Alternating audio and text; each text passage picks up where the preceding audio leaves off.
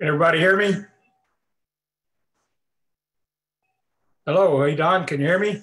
Yes, Okay, we can good. hear you. All right. Got the right buttons going then. Rashad, thanks for sending that link again. I don't know. I had problems last time getting it. So Yeah, no problem. You may just need to hold on one second. I may need.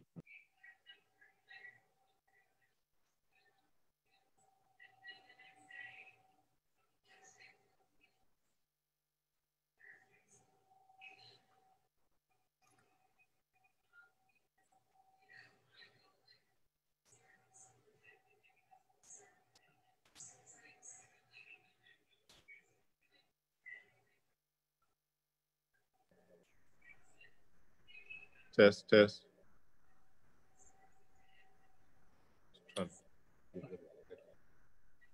Okay.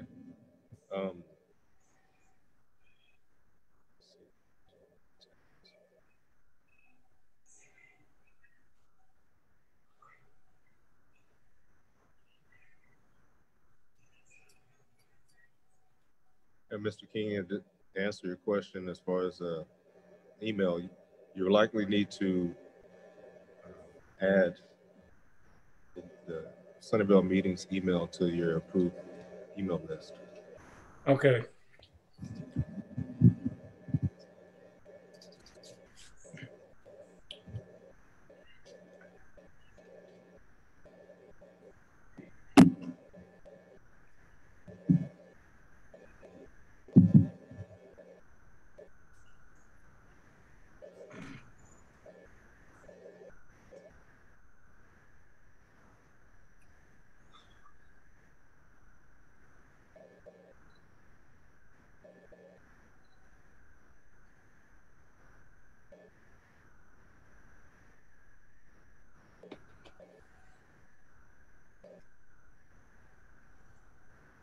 Mr. Klein, I don't see Mr. Peace on here. Well, there he is. Looks like he's calling on this.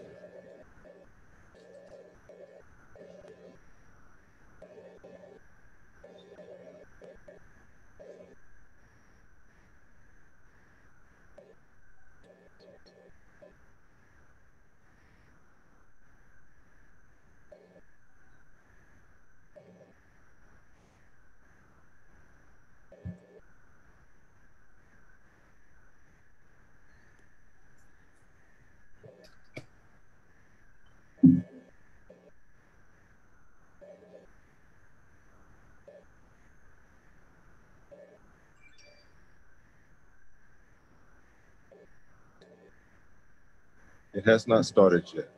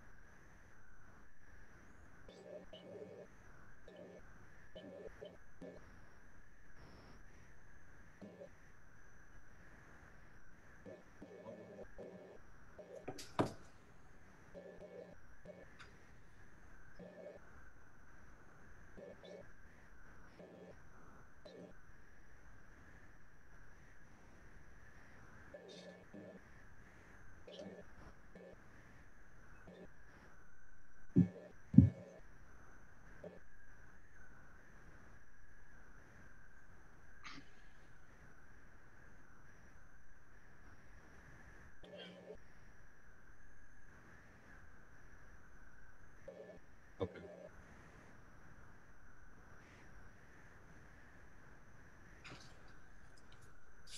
Rashad, can you hear me okay? Yes, I can hear you now. Sorry, I'm having some technical difficulty. I just got sorted out. Okay. Yeah, we just promoted you to panelist. You came in as an attendee. Oh, okay, good. I used the first link. I'm not sure if that matters. It does matter. Okay. Well, I mean, it looks like we have myself, Commissioner King, Commissioner Klein, Commissioner Golder, Commissioner Sadler's here, Commissioner Burton's here, Commissioner Mitchell's here, Commissioner Childers is here. We have our town attorney, he's here. Am I missing anyone?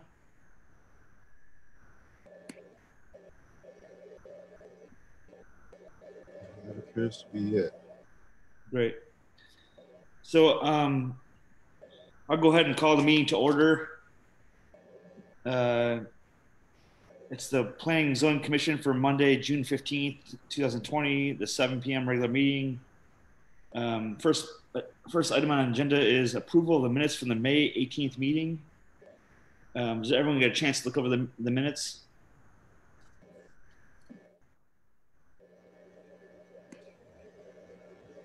If so, I'll entertain a motion.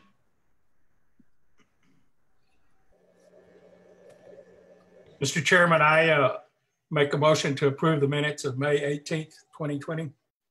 So the P&Z committee, P&Z Zoning Commission. Perfect. I second.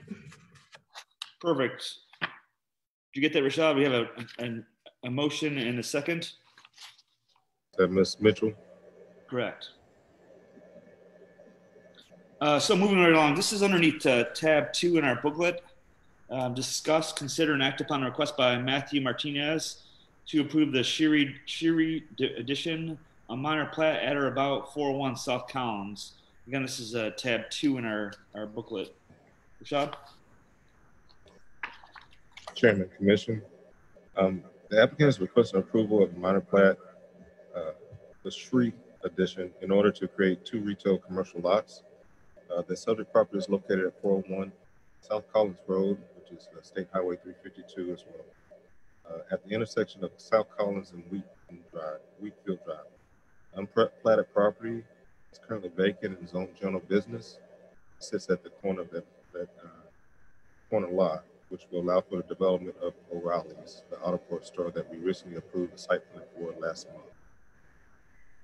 Staff recommends approval with the caveat that the correct setbacks be noted on both lots.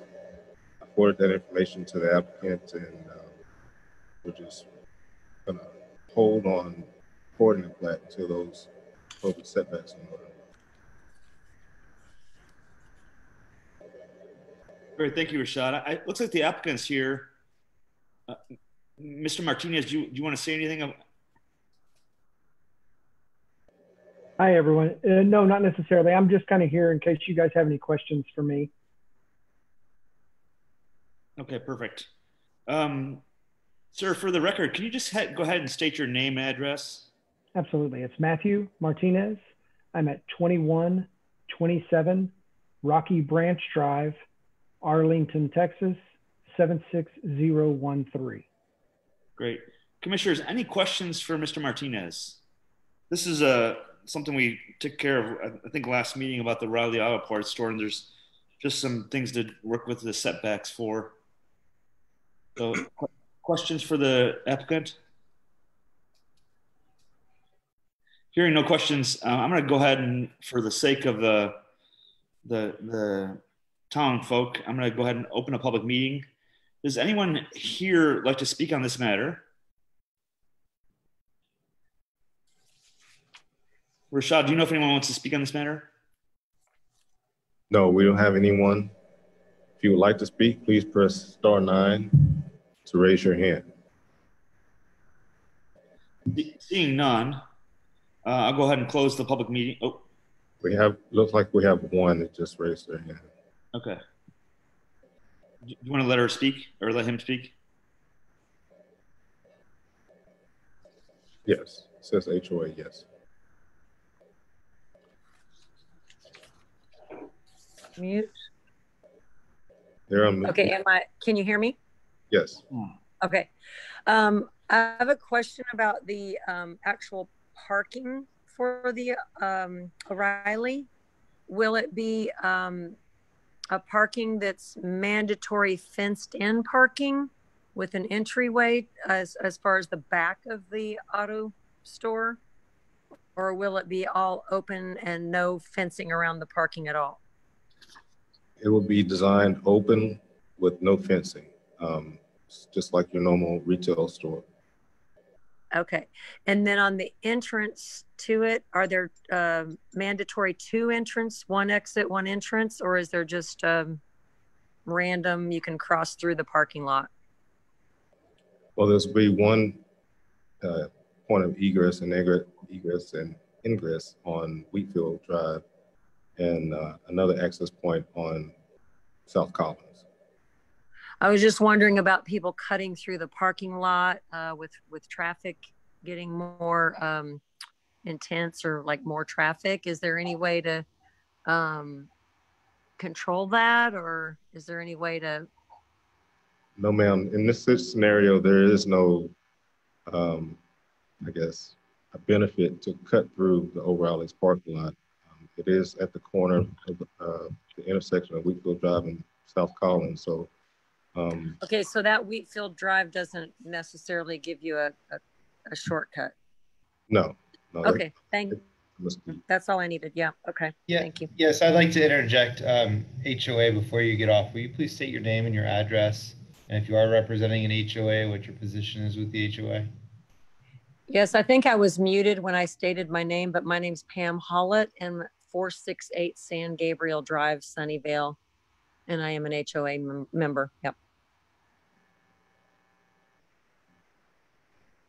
Hello? Thank you, ma'am. Okay, thank you. Does anyone else like to speak on this matter? Sorry, Craig, I didn't get them to state their name, and I apologize. Josh is supposed to remind me to do that stuff, and he's slacking. Anyone else like to speak on this matter? Great. Hearing none, I'll go ahead and entertain a motion for item number 1 on our agenda.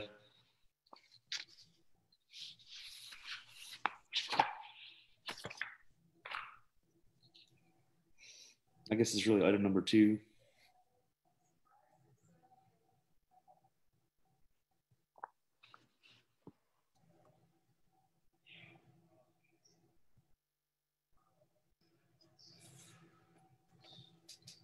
I'd like to make a motion to approve the application for the Shree addition, a minor plat at or about 401 South Collins Road.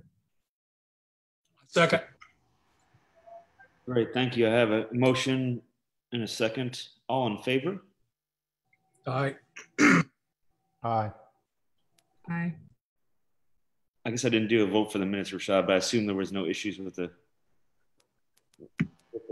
That's fine. I'll just note that that would be with the staff conditions. Correct. Okay, great. Moving along to item number 3, discuss, consider, and act upon the request by Todd Winters, PE, to approve a final plat for Homestead 3B, the south south of Hearthstone Drive. Rashad? Chairman and Commission, in October 2015, the Town of Sunnyvale approved a amended concept plan for the Homestead development. The amended concept included phases 3A and phases 3B. Phases 3A has already been completed. The developer has now returned to finalize phase 3B. Planning and Zoning Commission approved a preliminary plat for this phase in the last month's meeting. And the developer has returned to finalize this development and move forward with construction. Staff recommends approval. All issues have been addressed by the applicant.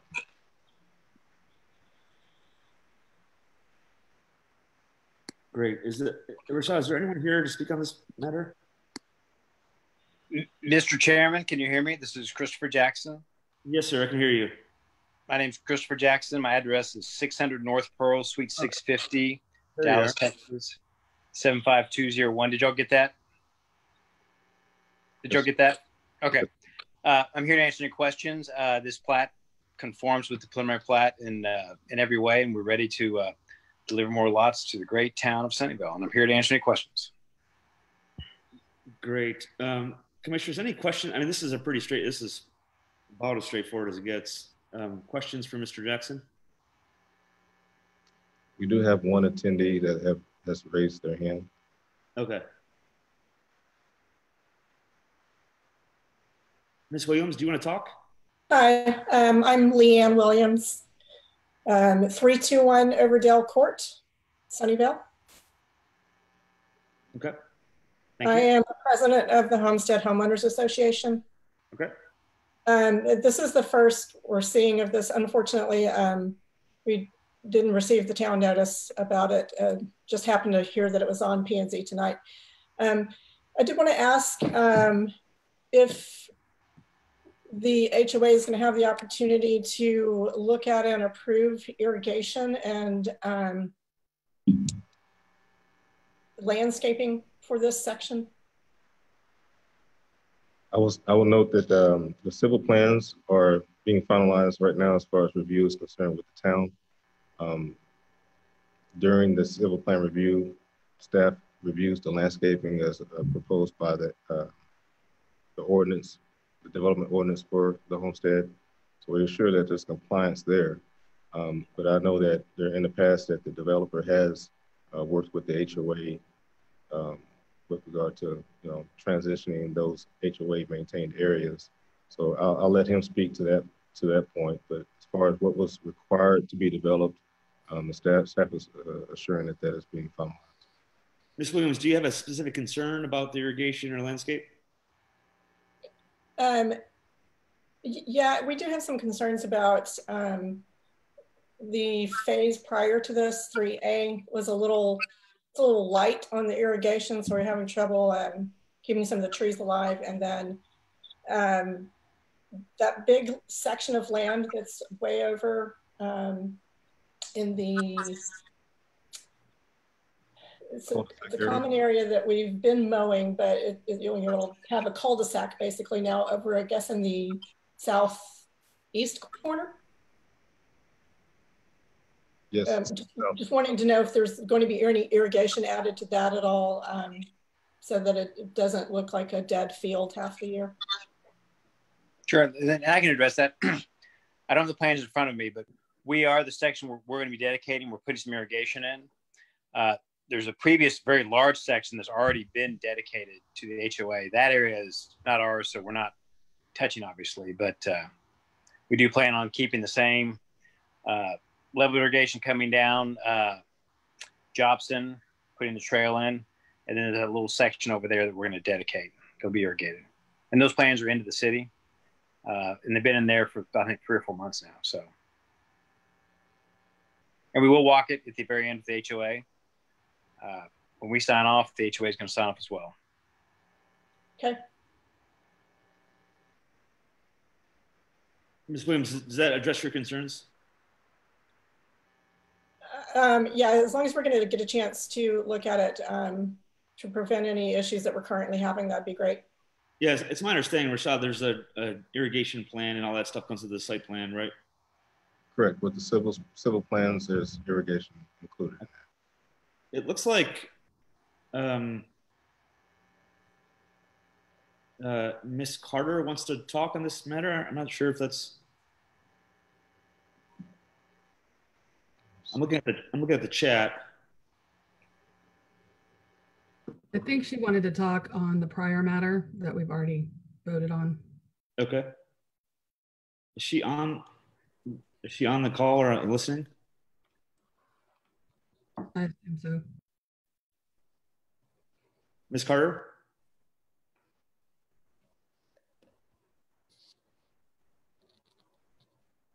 Ms. Carter, can you unmute her, Rashad, or can whoever's? She's been allowed to speak, but her microphone is still muted. So can you unmute her or no? She has to unmute herself as an attendee. Okay. Okay. Anyone else like to speak on this matter as far as the homestead?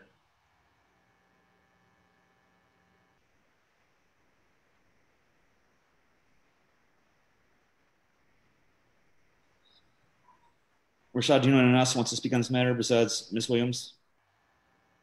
No, sir. And I'll just stress the fact that for us to have control to unmute, it appears that you must raise your hand in certain circumstances. So they would need to press star 9 in order to raise it. If everyone knows, raising your hand is pretty straightforward. It's the raise hand button. Okay. It looks like the HOA would like to talk.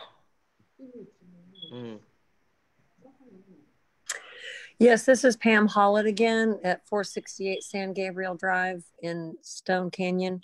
I think that Metro PCS is having trouble tonight, so maybe that's why she can't operate her phone properly. I don't know. Gotcha. Saying. Well, if she wants to email or text or some other thing to Rashad, his address is all over the Sunnyvale website. Yeah. Okay. Just letting you know. Okay. Bring that issue. Hearing no other applicants or discussion on this item for Mr. Jackson, I'm going to go ahead and close the public hearing. And commissioners, any discussion, concerns, questions? Yeah, Tony Okafor is in. What's that? I said Tony Okafor is in. I've been in. Oh, okay. Commissioner Okafor is here. I couldn't understand the question. Mr. Okafor was just saying he's here. He's present. Okay. He was giving an acknowledgement that he's present. Okay. He wants to get the attendance award. At the end of the year. Yeah. So if there's no other concerns, questions from the commission, I'll go ahead and entertain. Oh, I see 2 people raising their hands. Yes. I guess we'll go ahead and take those 2 questions since it's kind of hard to kind of navigate given the online platform. So could we let the HOA speak again, I guess? Yes, there's a problem with all major networks, I guess, besides AT&T. You mean a problem with the... Mr. Chairman, I can tell you that I know I was trying to call my wife. We don't have Sprint, but I was unable to place outgoing calls on my cell phone today. So there's something weird going on with online carriers today. So I think that the impetus of the point, maybe that there are folks that are trying to get on that cannot get on. I don't know how we deal with that, but I guess it should be noted for the record. Great. Are these people trying to access the Zoom via just talking? So what I can tell you is that I couldn't place outgoing calls from my cell phone, nor could I receive calls from my cell phone. I don't think that there's any problem with Zoom, but I suspect that there may be some people trying to call in from their cell phones. Okay. So could you note that for the record? Yes.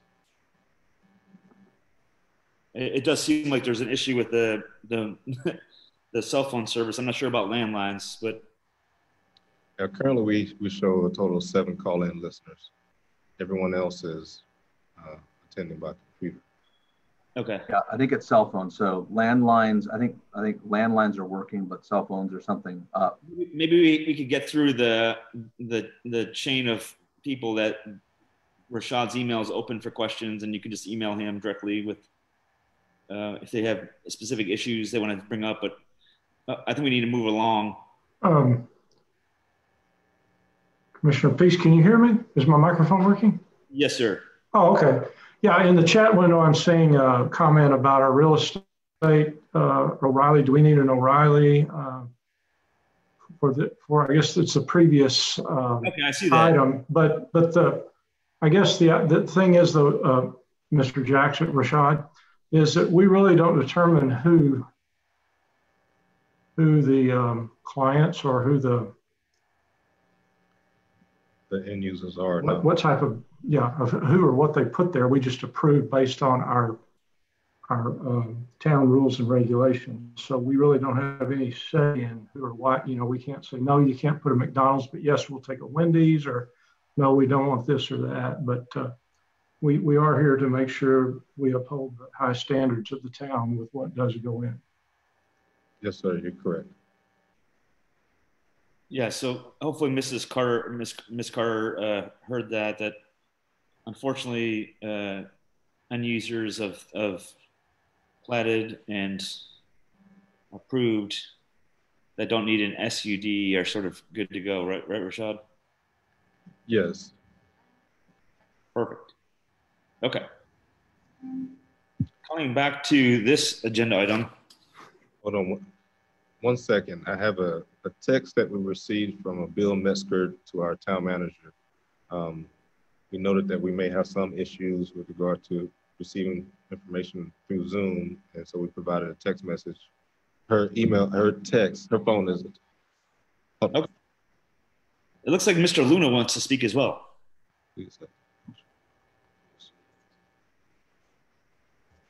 Yeah, that's okay. We resolved it. I'm sorry about that. That's okay. Mr. Luna would like to speak. It looks like he has his hand raised. Kindly. Mr. Luna?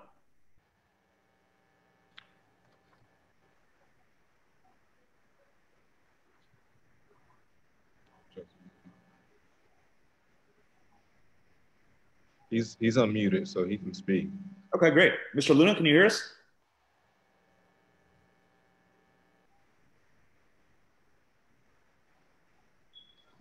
There's some communication issue on his end. Okay.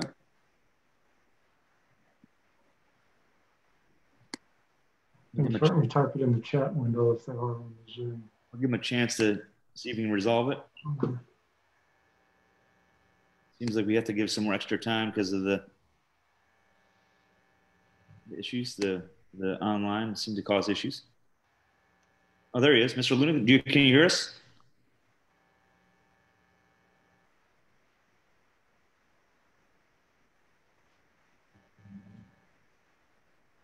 Can you hear me now? Yes, sir. Okay. There's some sort of problem with the system, because I've been trying to just kind of get on. And first of all, let y'all know that myself, Rafael Luna, and Martha Gutierrez from 429 Bandera are here. We were a little late getting on, but we wanted to make sure that y'all knew that we were on, on and listening to y'all. Perfect. We got you noted. And if you'd like to speak again on another topic, you can just go ahead and raise your hand. No, I think I just wanted to make sure that y'all knew that we were here, and then also to let you know, if we were a little late, can we get the minutes of this meeting, or how do I do that to make sure that I listen to all the topics? Rashad? This meeting will be posted on the town website and on the town Facebook page. Okay. All right. Sounds good. Rashad, there's a comment in the chat about postponing the meeting because there's issues with the major carriers tonight. I'm not exactly sure if you or Mr. Smith want to deal with that, or if we can postpone a meeting because of it seems like if they can't talk to us, it's kind of senseless to have a meeting. Well, I'll just note this, that, the internet and Zoom are still functioning, so there is still a way to communicate and participate in the meeting. I don't know about postponing for specific issues with specific providers. Okay, Mr. Smith, any ideas? Yeah, I do not. There's no reason to postpone this meeting that I can see. Also, I think it's important that we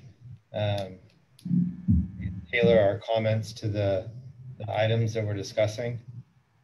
So if individuals have comments or questions about an item on the agenda, then that's something that's important to focus on. It's not necessary to announce your arrival, whether you're arriving to the meeting now or in the future. Great. Okay. Now that we got all that out of the way, any thoughts on a motion for the homestead?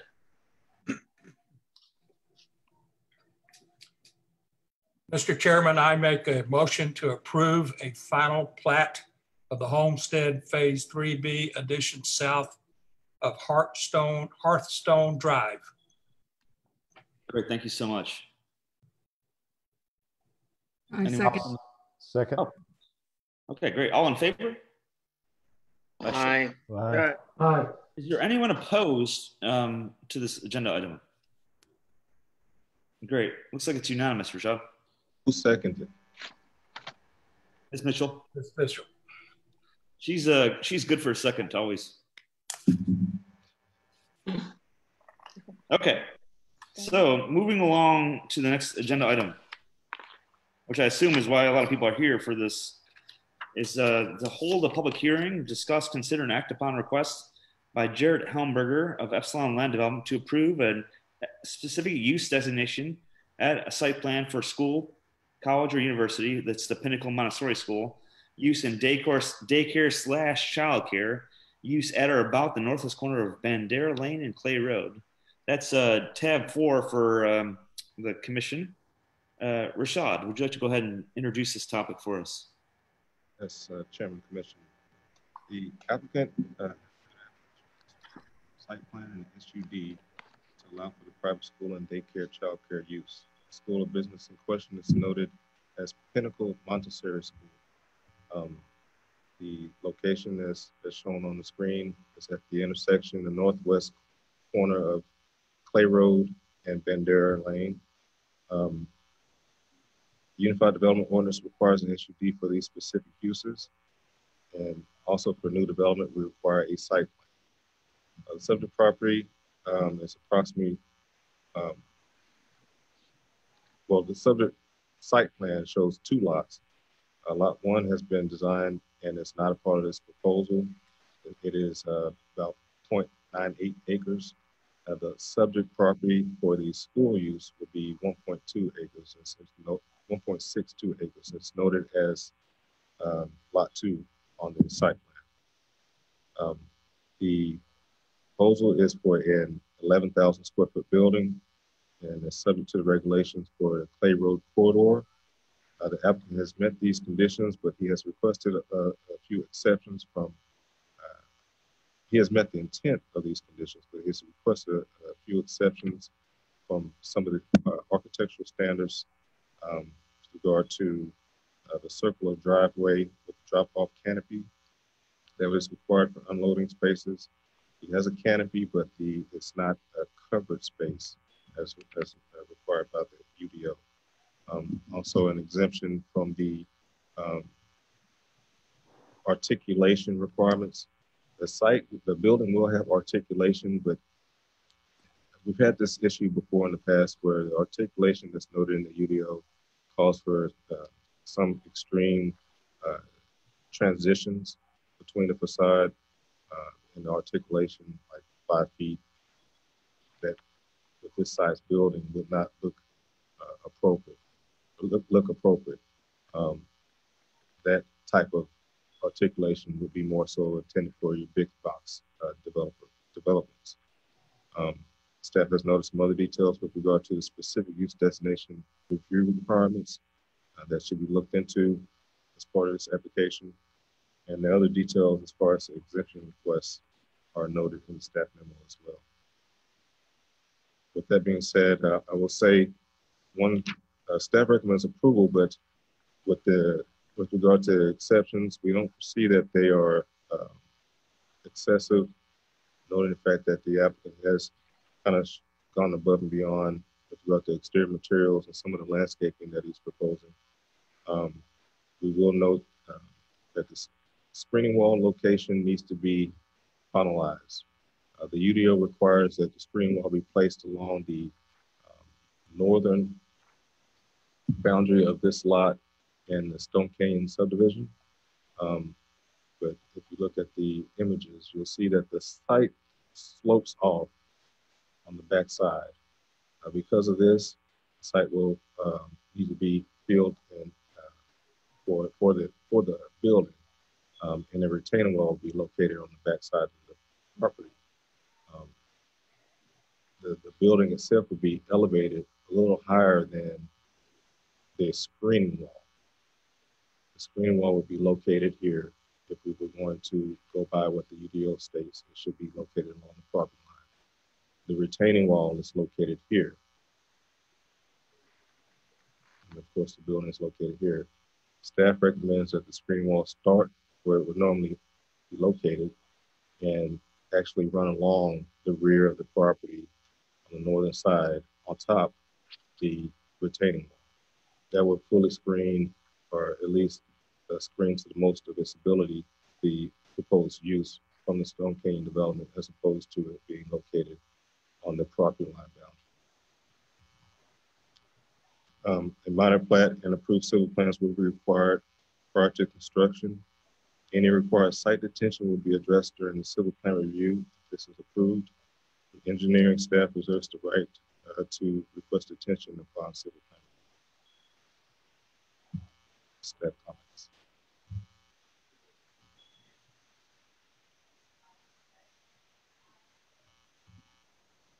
Thank you, Rashad. It looks like Mr. Helmberger is here. Sir, if you'd like to speak, can you just state your name and address for the record? Yes, good evening, commissioners. My name is Jared Helmberger, 811 South Central Expressway, Richardson, Texas, 75080. I'm the Vice President of Engineering for Epsilon Land Development. My firm manages the development portfolio for the Pinnacle Montessori Academy franchise. Pinnacle has been developing and operating Montessori-based childcare centers since 2006. They currently have 5 operational locations, 3 of that have been sold, 3 in construction, 27 in pre-construction, with locations from Nevada to Georgia with a focus in Texas. I believe that the staff report that's available in the agenda does a thorough job of describing our proposed SUD. As we understand it, there is large opposition to our SUD proposal. My goal is to be direct and efficient with my time so we can listen to the concerns of the Sunnyvale residents, specifically the Stone Canyon HOA. Ironically, this will be the first time since January that they have been willing to engage in constructive dialogue with us, and we remain 100% committed to listening, hearing, and providing solutions to any reasonable concern that exists. A little history from us on the site. Our approach to this 7-acre site began near the end of last year, so about 6 months ago. At that time, an initial site plan was put together. The town officials at Sunnyvale directed us to reach out to the Stone Canyon HOA. The initial site plan was complete, shared with the HOA, and a meeting was held on January 8th. We do have a sign-in sheet from that meeting that can be made available. The initial plan had the child care center positioned on the western end of the property. That would be closer to 352, or I believe Collins is the name of the street. It's 352. As we began to develop designs for this layout, we ran into several factors that essentially killed the initial plan. Again, in development, this is not uncommon.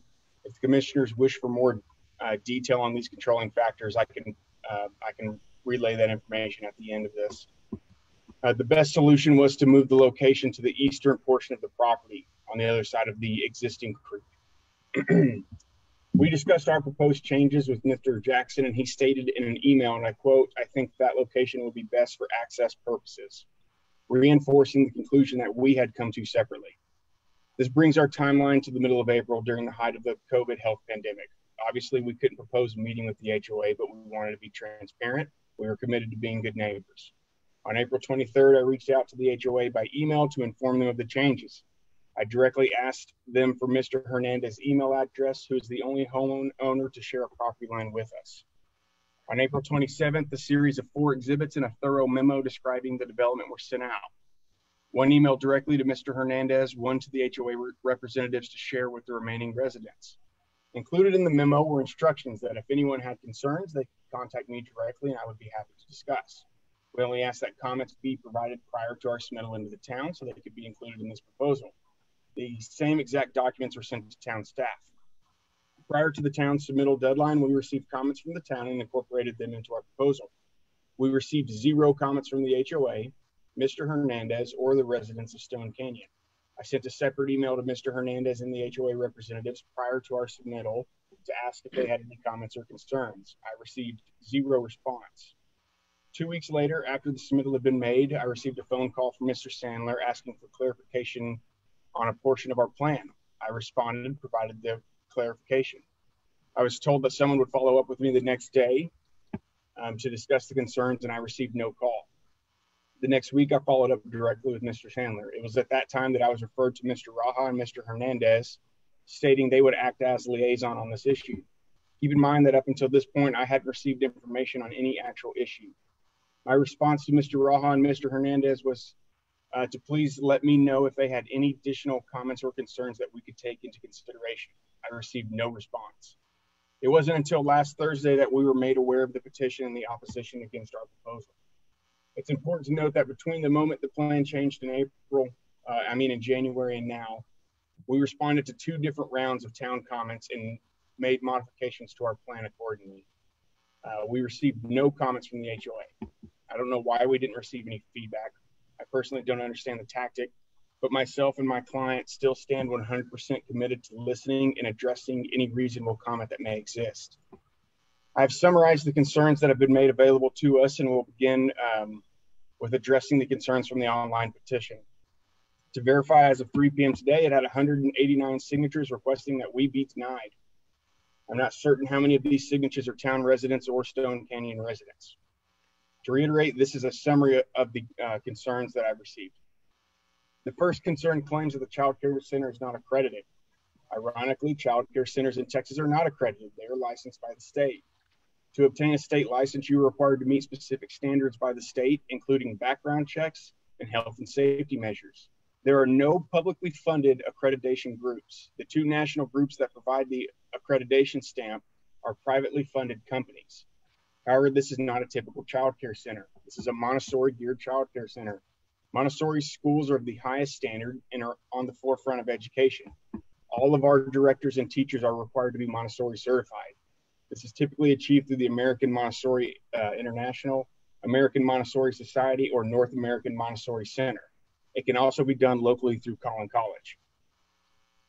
The second concern is about location, that the construction of the daycare will devalue the residents' homes.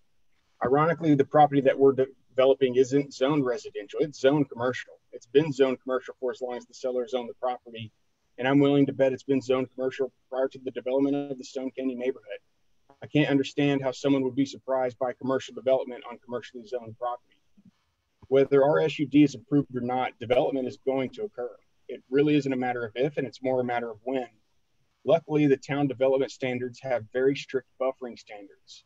Not only are we required to maintain a 20-foot landscape buffer between our development and the neighborhood, we're also required to install an 8-foot tall screening wall and have a 50-foot building setback. In addition to the 50-foot building setback, there is a supplemental setback that dictates we maintain a 3-to-1 horizontal to vertical ratio away from the residential neighborhood. That imposes a 72-foot building setback for our building. Of the 40 schools that we've developed, only 2 other cities require a 50-foot building setback, and the 72-foot setback is 22 foot further than the next closest city. We've also exceeded the minimum amount of landscaping required by the town. I state all of this to summarize that the SUD actually gives the residents a great opportunity. We're tied to this site plan. We're tied to this proposed layout, and we're tied to these proposed building materials.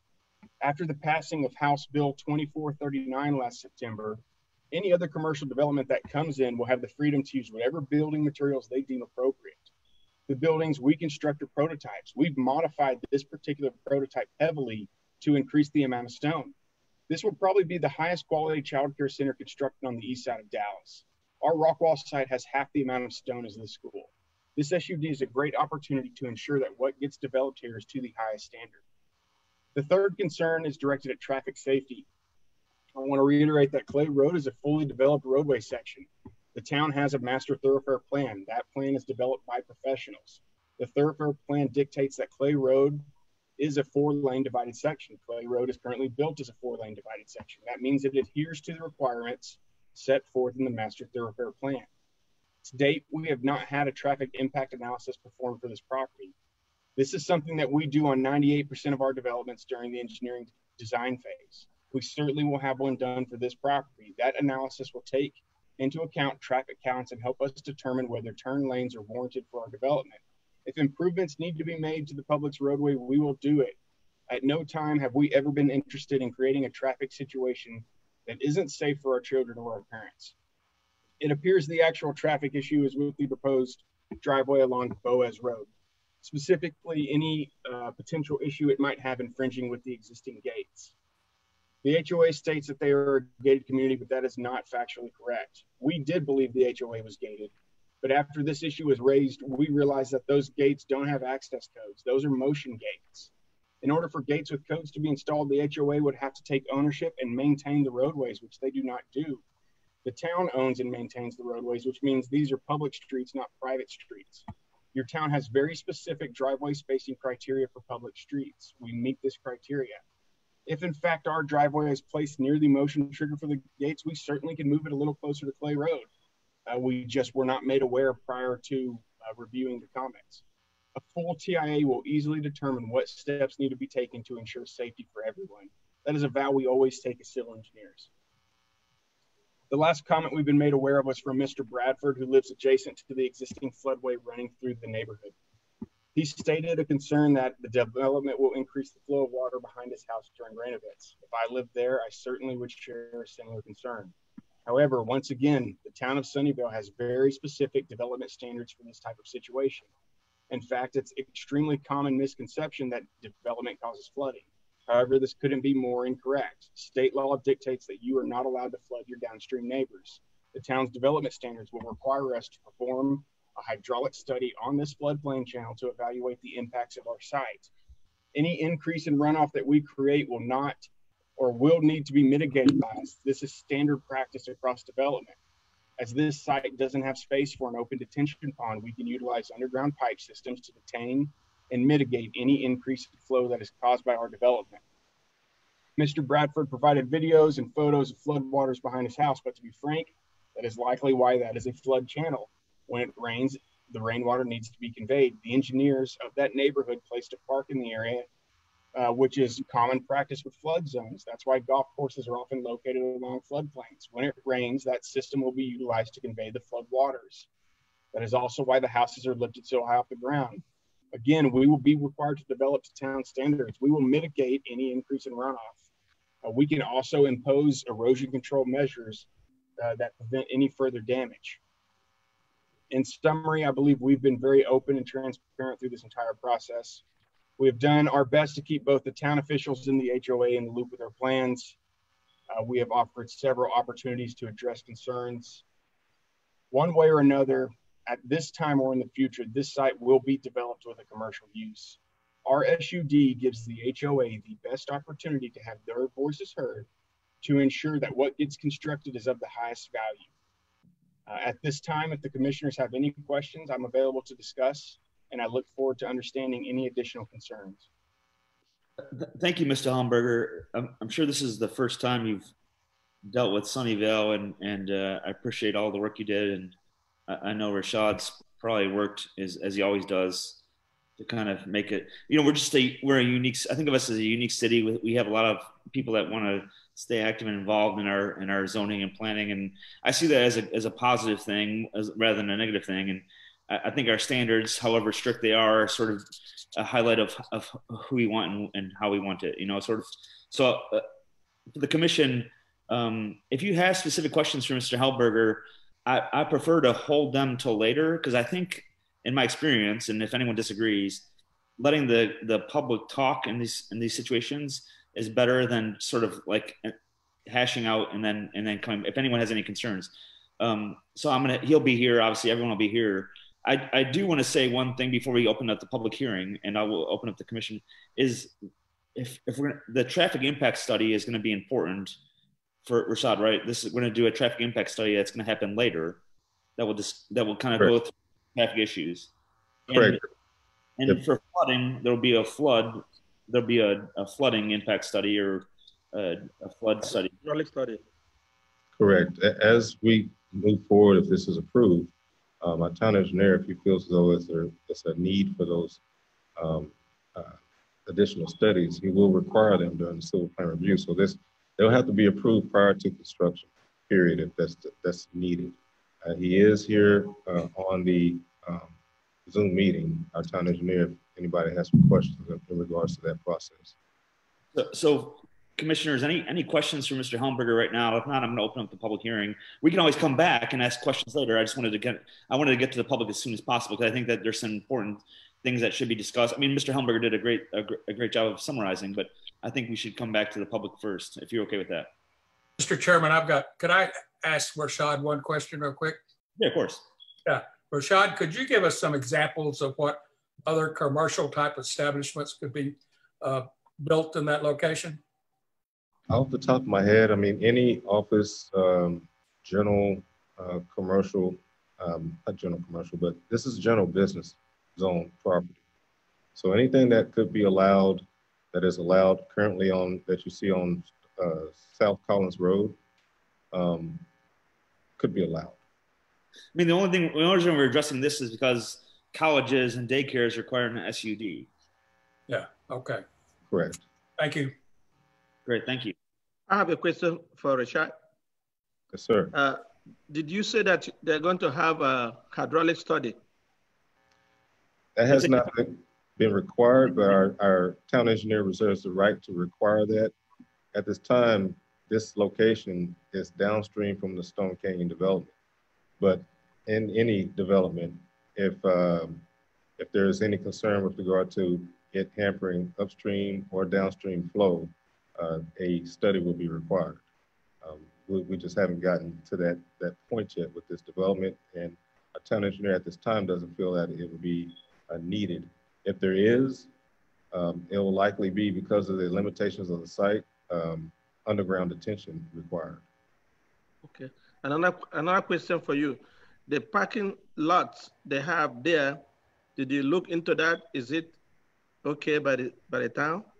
Yes, based on the number of students that they're proposing to have, it meets the criteria. The number of queuing spots, the drop-off lane, actually exceeds the number that is required by the town. Great. Any other questions for Rashad or Mr. Helmberger, just to start with? And we obviously have time to come back, but again, I wanted to kind of key in on the public here. Okay. So for the public, if you, I guess we'll go in order of hand raised. If you could state your name and an address for the record. And if you're part of the HOA, obviously, like Mr. Smith said, you need to state, I guess, your HOA position. And if we could kind of key in on the comments to sort of respect all those listening, that'd be great. I think Mrs. Carroll's first. Mr. Chairman, before we begin, just to clarify, there's lots of, anybody who's part of an HOA is part of an HOA. So are you asking people to state if they're a member of a HOA board? Mr. Smith, what do I need from these people from the HOA?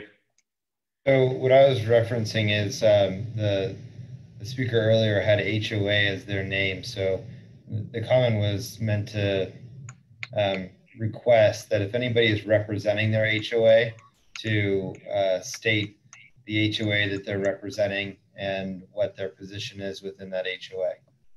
I mean, Josh, it seems reasonable if you're representing the HOA, you should state your position. I mean, if you're in an HOA, I don't think anyone cares. Right. So you're asking for elected members of an HOA board of directors. I mean, I think that's important if you're representing the board. I agree. I'm just clarifying as to, because I think the prior person who spoke was a member of an HOA. Okay, gotcha. Well, the confusion was that she had HOA as her name. Correct. Okay, I think we got it all sorted out now, and everyone understands going forward. And probably a minor point, but good to sort out. I think Mrs. Carroll's first. Can you hear me? Yes, ma'am. Okay, my name is Jennifer Carroll. I live at 440 San Gabriel, Sunnyvale, Texas, 75182, and I've lived here in Stone Canyon for about 8-9 years. And I have a 10 and a 9-year-old. And here within the last 10 years, my kids couldn't go outside and go ride their bicycles for fear that something would happen to our kids. It's unlike what it was like for us as kids riding around our neighborhoods, because that's what I used to do. And my kids, they ride around Stone Canyon. So my first question is a concern that if traffic is backed up on Collins and Clay Mathis, are they going to be able to cut through our subdivision and pull down Bandera wait for the motion activated gate as you so stated, and then pull into the Montessori school.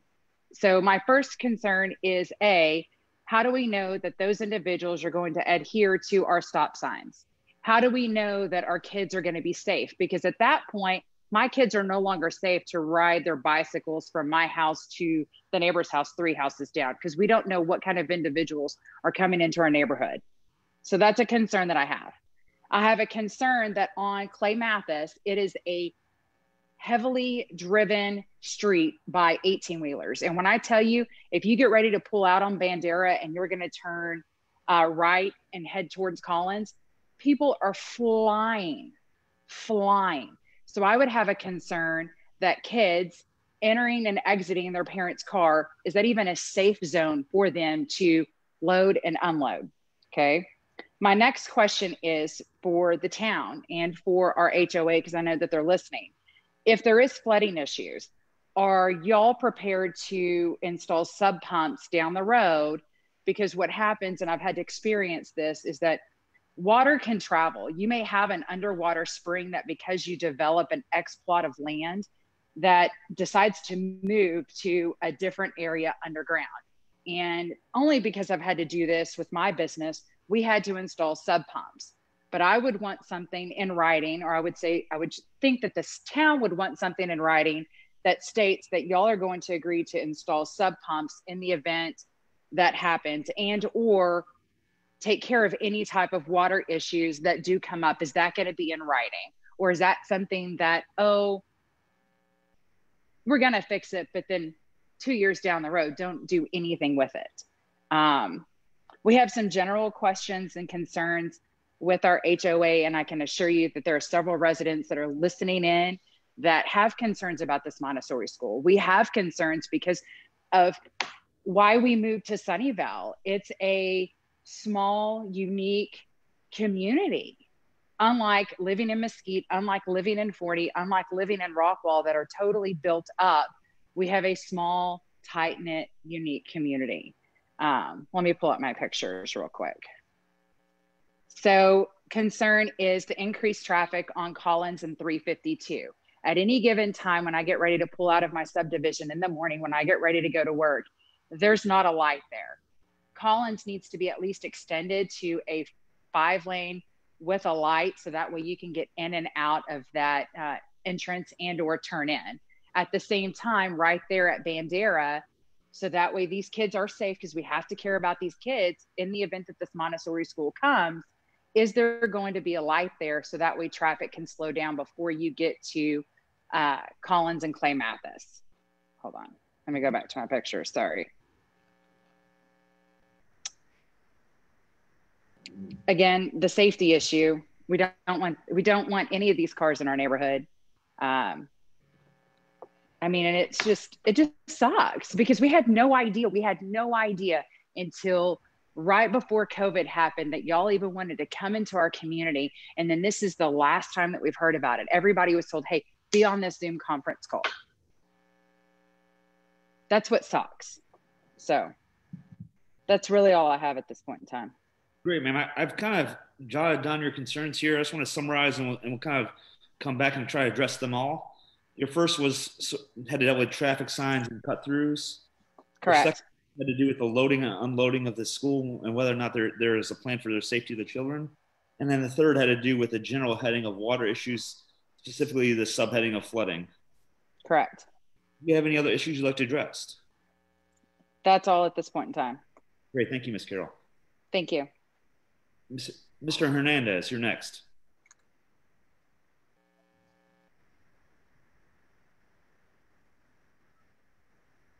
Mr. Hernandez? Can y'all hear me now? Yes, sir. Okay. Yeah, Danielle Hernandez here. I'm at 421 Bandera Lane in Stone Canyon. I'm the lot right next to the proposed development. And just I do want to address one thing and be clear about it, that the gentleman, the developer, he never reached out to me personally to speak about anything. So I do want to make that clear and correct him on that. I was in contact with our HOA board basically saying that he wanted my contact information, and that is about it. So I've never spoken to this gentleman. Besides that, obviously we have huge concerns, specifically, not just Sunnyvale, but specifically in Stone Canyon.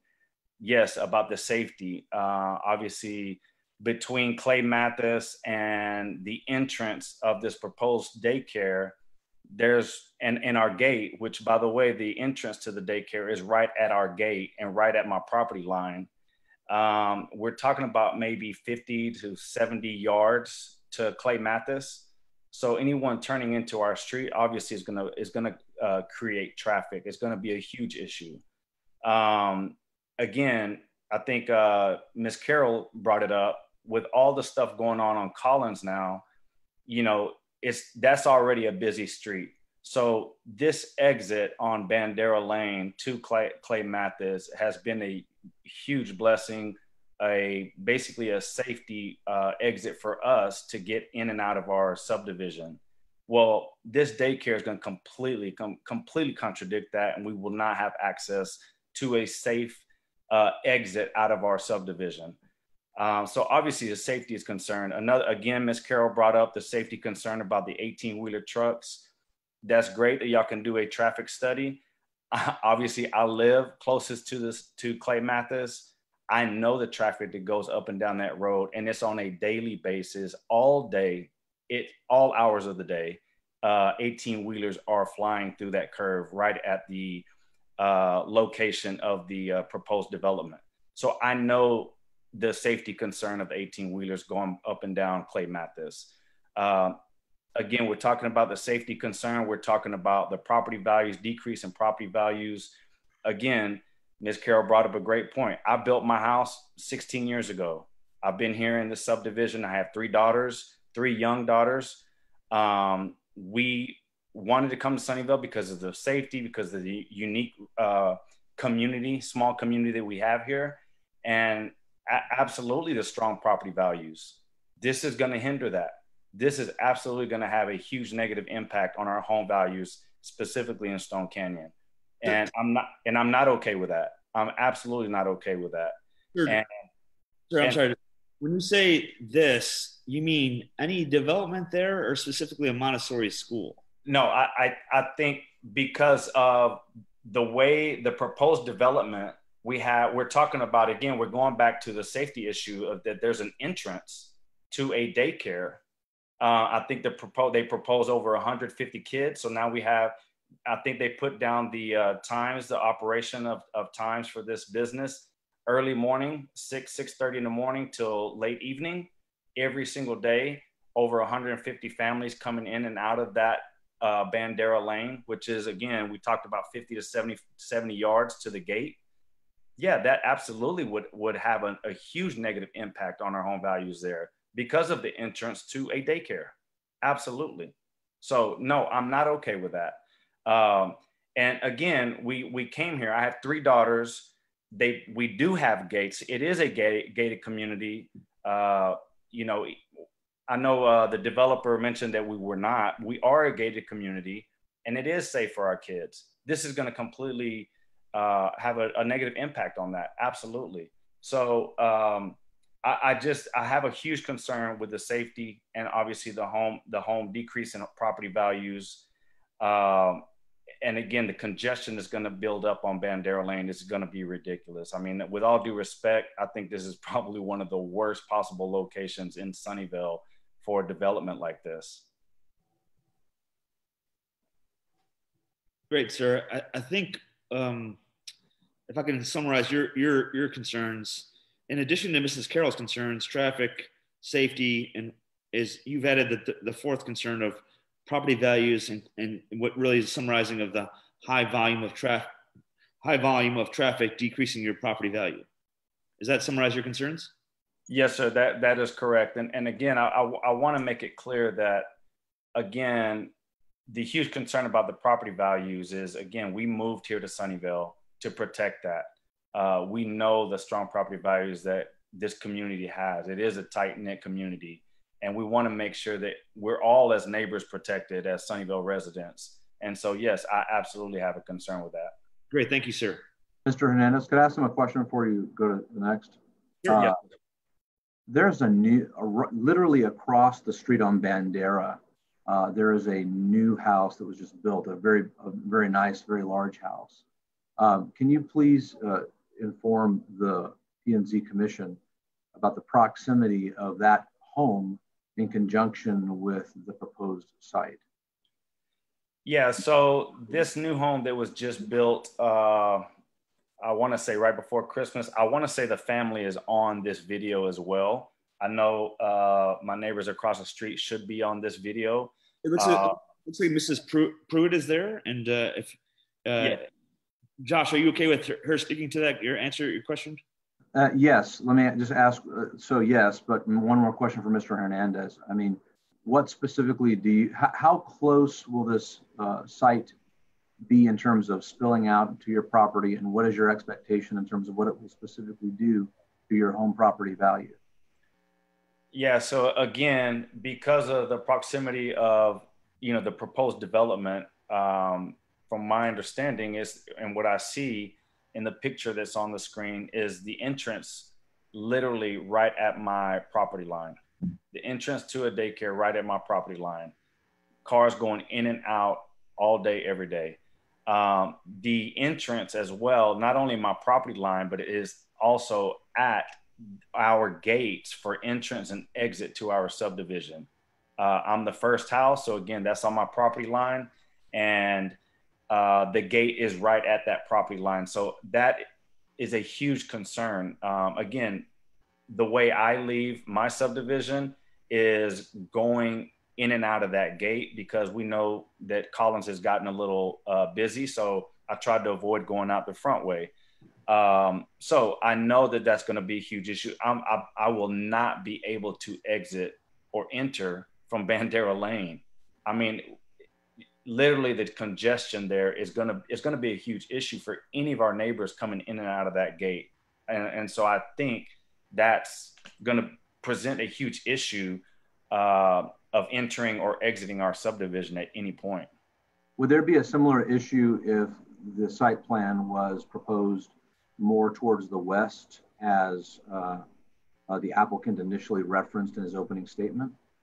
So yeah, I mean, I think, to be clear, for any development of specifically a daycare, with all the traffic coming in and out of a development like this, I mean, again, I want to say there's 50 to 60, 70 yards between Clay Mathis and my property line and the gate to our subdivision. So for anything going that way for an entrance of a development like this it's gonna be congested. There's not a lot of room between Clay Mathis and the entrance of this development. So yeah, this is a difficult spot, absolutely difficult location for the entrance and exit of any development. And then I say any development, specifically a daycare, because of the traffic and the families driving in and out of this school.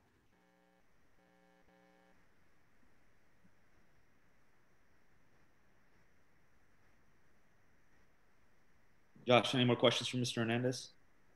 No. Great, thank you. Thank you, Mr. Hernandez. Thank you. Okay, great. It looks like the person who's described as HOA, I forgot her name now, as HOA is next.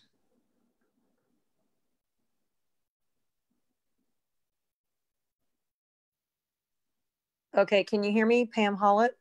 Yes, ma'am. Sorry, I forgot your name. Okay, yeah, sorry. I didn't know what to put in that, so I just put HOA. Okay, I am in Stone Canyon on San Gabriel.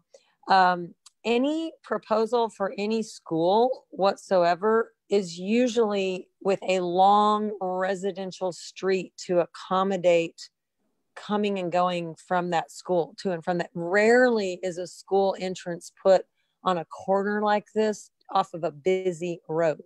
So I would think that the developers would be concerned about the parents not wanting to drop their kids on and off on such a busy street. So as far as just getting people to come to the Montessori school and attend the school, the traffic is a huge issue when people start looking for a school to drop their kids off. So I agree that this traffic issue and doing the traffic study is a big deal.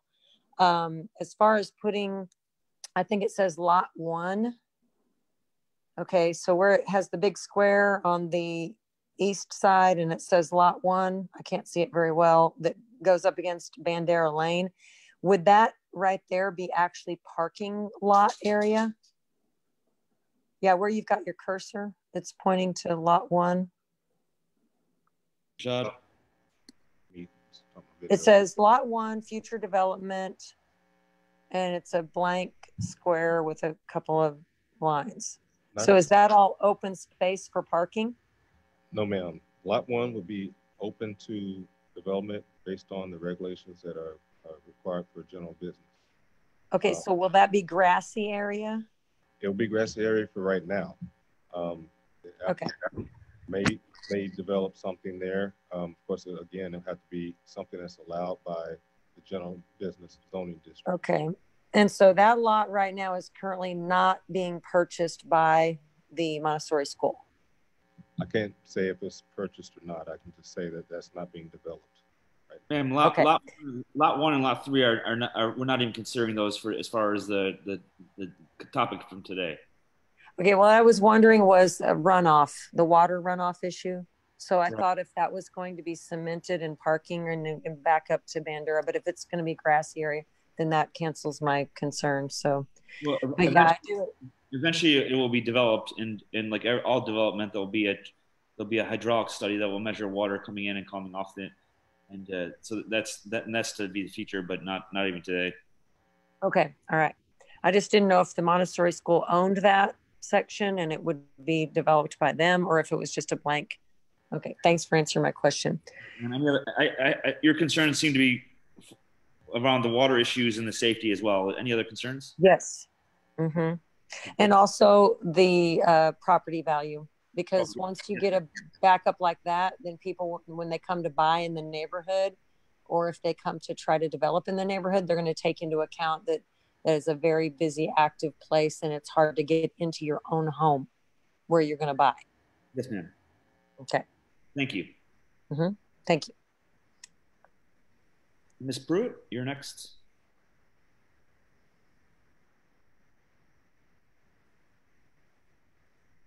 All right, can you hear me?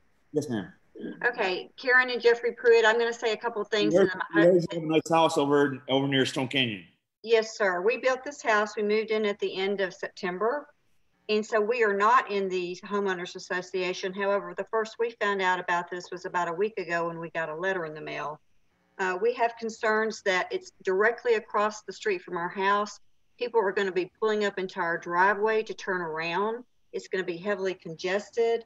The traffic situation, as I said, on Clay is very heavily trafficked by 18-wheelers. And it is no one would want to buy our house, I don't think, eventually. Property value would be horrible if this school went in across there. I mean, they're going to be turning around in our driveway because there's not much access between the gate and Clay Road. So that's a huge concern for us. And we were never informed about this until the letter that we got about a week ago. Rashad, it seems like she would be within the 250 notice distance, is she not? I'm sorry, what was that, sir? Oh, I'm sorry, Rashad. You know how we notice people that are within 250, is it 250 yards or I'm not exactly sure. 200 feet, and she noticed she was noticed. She received a letter. About a week ago. Correct. That's notification sent out 10 days prior to the meeting. Well, that's what I'm saying. We just were informed about a week ago. Yeah, I think we should have been informed before this. Yeah. Okay. Excuse me, go ahead. Notification procedure is a state procedure as far as notification timing. It's 10 days prior to the meeting. Okay. The HOA was notified earlier, and it seems like the people right across the street would be notified as well. I guess that doesn't matter. My concern, obviously, one is like everybody else, the driveway going in on Bandera. That's going to be used a lot. That particular driveway where it is right now is almost my driveway coming out. And if you move it up It would be south. If you move it more south, then it'd be in my front door. So obviously I don't want a driveway there, but the traffic is, and the more you move it up towards Clay, the more the traffic could back up if you got 15 people in cars trying to get in at the same time. That could create an issue. I wish that lot 1 could be used as a buffer. I don't need, retail built right there in my front yard. I paid a pretty penny for the lot, for the house, and I don't need that happening to me. The truck issue, yes? I think lot 1 is zoned business. Okay, I wasn't told that when I bought mine. I thought it was residential, but neither, it's here nor there right now. Correct. Still be nice if we could have a buffer zone in there. Yes. Also, I would make a suggestion. If this is done, that all commercial, the trucks, be sent down Long Creek to Collins. Someone's going to get run over by a truck and going to kill a mother and a child before it's over with. There's just too many trucks. The trucks literally sound like thunder is happening in the house. I mean, they come down all day long, all night and day long. Thank you, ma'am. Thank you, sir. So I'm going to summarize your concerns as in the traffic and the safety for the children of the Montessori school. As well. And the location of the drive-in on Bandera. Yes, sir. Why do they have to have that? I can't speak for the developer, but I will note that we do have distance requirements for driveways. So if a driveway is to be located on Bandera to serve that property, it's likely going to be located closer to the gate. Why do you have to have that entrance and exit? That's what I'm asking. To provide proper access to the actual development and future access to lot 1. Like I said, that will probably be the approved location. The driveway can't be any closer, and our town engineer could piggyback on this, to the actual corner of Bandera. Well, I know I had the same difficulty when I was trying to put in my driveways. Yes, sir. Yes, sir. Great. Thank you, sir. We'll address those comments when we close the public meeting. Okay. It looks like Mr. Colmanile is next. Thomas Colmanile. All right, can you hear me? Yes, sir.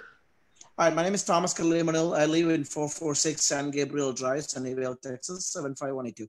And so I do have same concerns as my fellow other neighbors raised earlier, like traffic and all the other concerns, right? The property value and all that stuff. The another concern that I would like to bring to your attention that I do have 2 boys in my house, right? And I love to send them to Sunnyvale school system, right? The Montessori school, which we are trying to build in Sunnyvale, which will be using most of the kids from our neighboring cities, like Mesquite and all other cities, right? And we are inviting unwanted visitors in our community by opening those gates and by building this building next to our community. All right. Most of us who lives in Sunnyvale, by paying high amount of taxes, property value, property taxes, all the taxes, and the HOA money and everything, we want our kids to go to Sunnyvale school, not to the Montessori school. We want to use the Sunnyvale public school system, not some private school, right? So the business they will be getting is from the neighboring cities, like Mesquite and all other cities, right? And we are inviting more crime to Sunnyvale by opening those gates, and people will be seeing our houses, our neighbors, and everything, and and we don't, and as everybody knows that we don't have enough even police in our city, we only like 3 or 4 cars of cops running around in this whole town, and how are you gonna control the traffic in our streets? How are you going to control the people who's coming in, going out, any of these things? You know, like, what's the game of plan here? You know, looks like nobody has done the traffic pattern right now. Like when you look at the map, there's 3 exits on that building, right? On Clay Matthews, on the Clay Road, there's 2 exits, and there's 1 in Bandera Road. As you can clearly say that you guys, the builders they are not even sure because of the traffic is not safe for the kids. That's why they have left a exit road next to the Bandera lane, just because, oh, the kids or the parents can feel safer because of the 18-wheeler truck won't run over through their kids. Come on, I mean, you know, this is not right to who are living in the Sunnyvale city. You know, like, this is not right. That's my concern.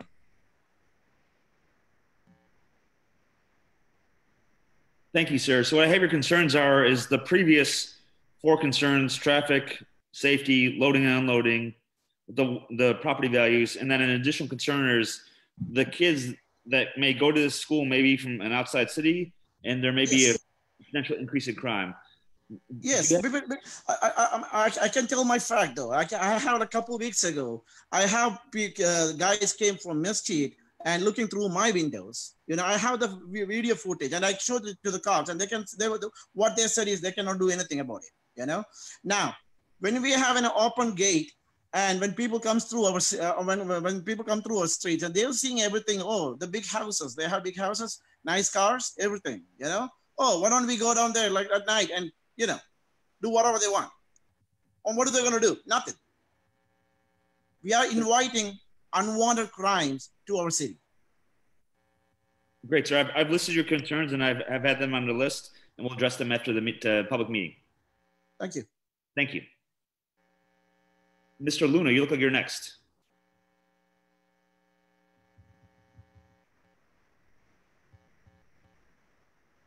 Mr. Luna?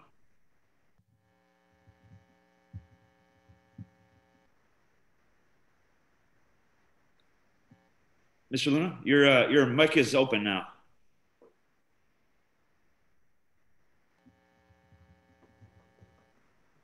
I don't know whether y'all can hear me. We can hear you, sir. Okay. Well, my name is Rafael Luna and Martha Gutierrez, and we are property owners here at 429 Bandera Lane here in Sunnyvale, Texas. Yes, sir. I think that we're about the 4th or 5th house on Bandera from the Bandera entrance onto Clay Mathis Road. Let me tell you, I can tell you right now, I have grandchildren and I take them to the different daycares, and there is usually about 25 to 30 cars in line every day, every morning. Now, and these are small schools that I take them to. And the amount of time that it takes a parent to get the child and take them off the car and get them into where they're supposed to be, it takes quite a bit of time.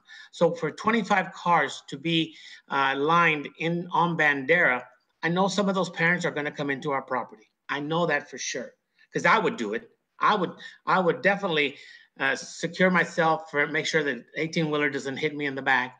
So I'm going to secure myself and my child, and I'm going to go through that gate, make a U-turn somewhere in Bandera in one of the driveways, and come back and line up. And so I see this happening. I know what is supposed to happen, but in reality, if you really look at reality, 25 cars is a lot of cars. I mean, I think the developers need to take another look at this and say, you know, there has to be a different way to come into this development if you're going to have it there. It's a great concern for my homestead to be blocked by cars, in or out. It is concern for myself and all the residents of Stone Canyon for us to be blocked in that entrance or exit off of Clay Road from Bandera. So, you know, it's a concern. I have the same concern that Ms. Carroll does. I have the same concerns that Mr. Hernandez, the property value, you know, all the traffic that we're getting in here. So you've got to be able to make a change. And let me tell you, we need to just bind together and make sure, because the timeline that this was presented to us, it's just not enough time for us to go ahead and even, kind of think of what's happening. I mean, we're presented with a plan and it said, this is going to happen, it's going to go on and all this stuff. Well, somebody's got to slow down, because you're coming to me, you're coming to all of us and Stone Canyon, you're saying, we're going to do this. And let me tell you, I'm the first one, I'll be the first one in line to say, you're not going to do it like this because it's affecting my property. And so I just think if we need to work together, which I heard at the very beginning with the introduction, that you want to work together with all the residents and you want to work together with the HOA, then you've got to be able to listen to our concerns. And we need to see reactions and changes to these plans. Great, thank you, sir. Great, thank you, sir. We've noted your concerns as been previously addressed, and I appreciate you for attending the meeting. Thank you. Thank you.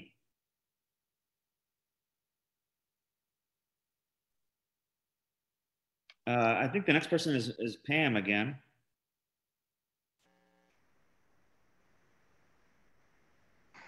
Yes, can you hear me? Pam, do you have other concerns you wanted to address? Yes, one other question actually is there's a lot right across the street on Clay that if you turned off of Collins and you turned left at the traffic light to go get your kids and you turned left, you could turn right into that property that's across the street. And so that makes more sense for flow of traffic. This way, you're coming in, you have to turn left at the traffic light at Collins to turn onto Clay. Then you've got to turn left again into the actual school.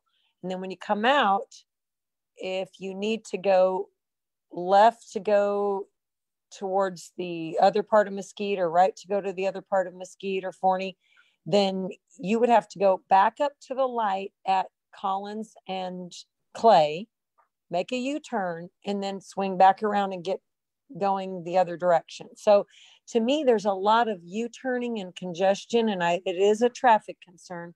So I have the question of why do they not buy the lot on the other side where there's plenty of room and it doesn't back up to anybody's home? What was the problem there with not letting that be for a school, actually? Because if this was any other business, you wouldn't get that much traffic if it was actually sold to another type of business.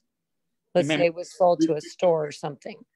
Man, we're not really have the privy of having the applicant choose a lot, and that's not really kind of our focus here. Okay. I appreciate your concerns. Okay. Just wondering. Thank you. Okay.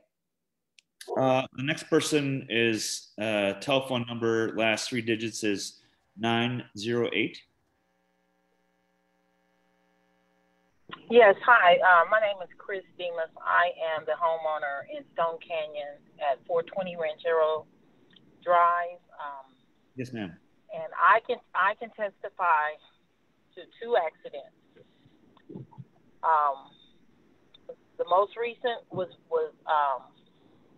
me on Collins and waiting to turn at a stop, and a car slamming into the back of my vehicle. The other was my daughter on Clay Mathis, turning right, coming from Creek Crossing area and attempting to make a right on Bandero into our subdivision. And one of the 18-wheeler trucks, she had to kind of veer to dodge the truck or whatever. And so as she was turning on Bandero to turn into the subdivision, she slammed into the concrete right there, right where your school, it sounds like your school, right next to, before you get to the gate, right next to Mr. Hernandez's home. Luckily, there was damage to the vehicle, but not to my daughter. My daughter was okay. She made it through it. However, it scared the hell out of me. That is a dangerous area.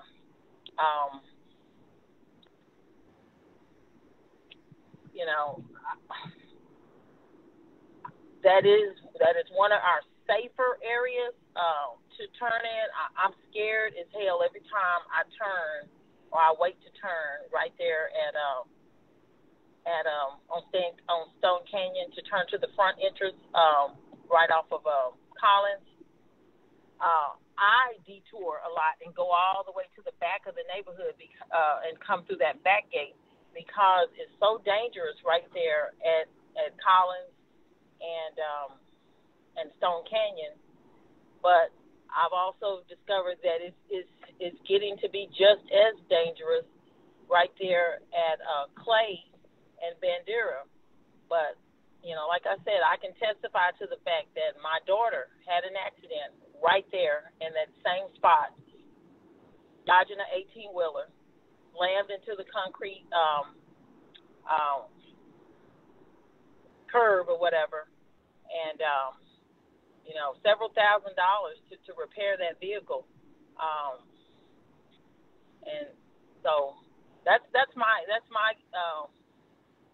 information that I can contribute to the conversation to let you know. Great. That I know you guys mentioned about doing a traffic, something about seeing a traffic study or whatever. Yes, ma'am. So I do have that. I do have proof of that information that just happened not very long ago. You know, in that same spot where you're talking about moving a daycare to. Great. Thank you for the personal anecdotes, and I'm sorry that you and your daughter were in an accident. We will take that into note. Well, she was by herself. I was not with her at that particular accident, but I was in a separate accident. I was at a standstill, and a car just slammed right in the back of me. Right on mine was right there at Collins before you turn into our subdivision on Stone Canyon. Hers was right at Bandera and Clay, right there. As she was turning into the subdivision, dodging one of those 18-wheelers. Well, sorry about the accident, ma'am, and I'm glad you're okay. And thank you for calling in. Yes, sir. Great. I guess Jack, first name Jack, is next.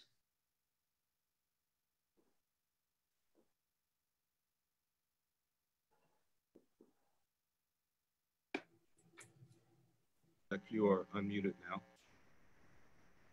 Sir, you can go ahead and speak. First name Jack.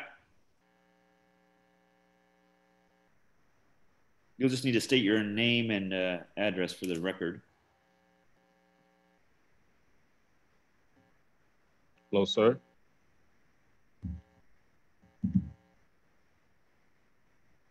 Jack, your microphone's open if you'd like to speak.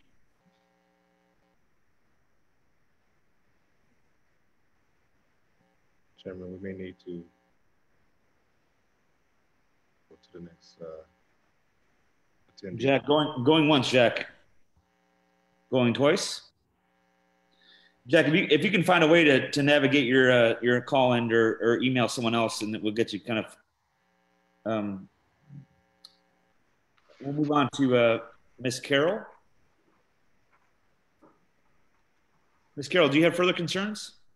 Hey, how are you? Okay, I have a question on this traffic study. When y'all do this traffic study, I'm assuming that the school's gonna open at 7-ish a.m. in the morning? That's 6:30. Okay, so when y'all do a traffic study, are y'all gonna do it from 6:30 in the morning till 9 a.m. in the morning to kind of give you a true gauge of what that traffic looks like on Clay Mathis? Then again, are you gonna do it from 2 till 5 p.m., assuming when pickup happens, so that way you can also see how it impacts our children being picked up to and from the school? Ms. Carroll, I'm not a traffic impact study person. I'm sure Rashad can give you the details, but my understanding is they do it for several days, 24 hours a day kind of thing. Okay, so it's gonna, okay. I just wanted to make sure that it's not done from, noon in the afternoon till 1 o'clock and there's no traffic. Well, you did it at the wrong time. Oh, it'll take into account the peak operating hours for the business in question. Okay, and will we have access to view that traffic study? It can be requested through a public information request, but typically it's submitted with the civil plan review. And that's staff review. Okay, so then when they do the study, they'll submit it to the city, and then you can request it through the Open Public Records Act. Or okay. So you guys will have access. Awesome. Thank you. That was my question. Great. Moving on, LT would like to speak. LT?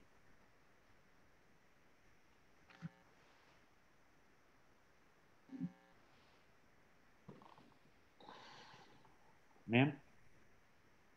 You're muted, so that may be the issue.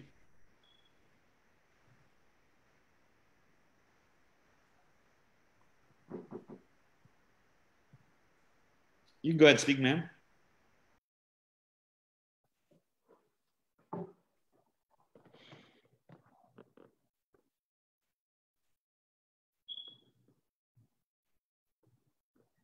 Okay. The person named LT, do you have, your mic is open? I'll give you a chance to speak. If not, we'll kind of have to move on.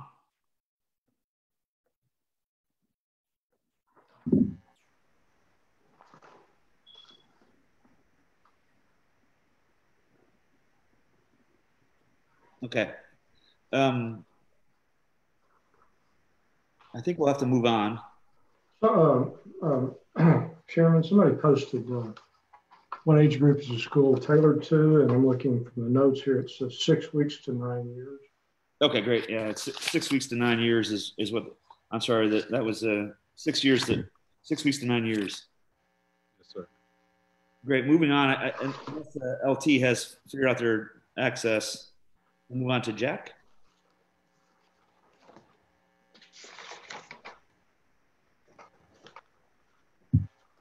First name Jack. You need to open your mic and you are permitted to talk.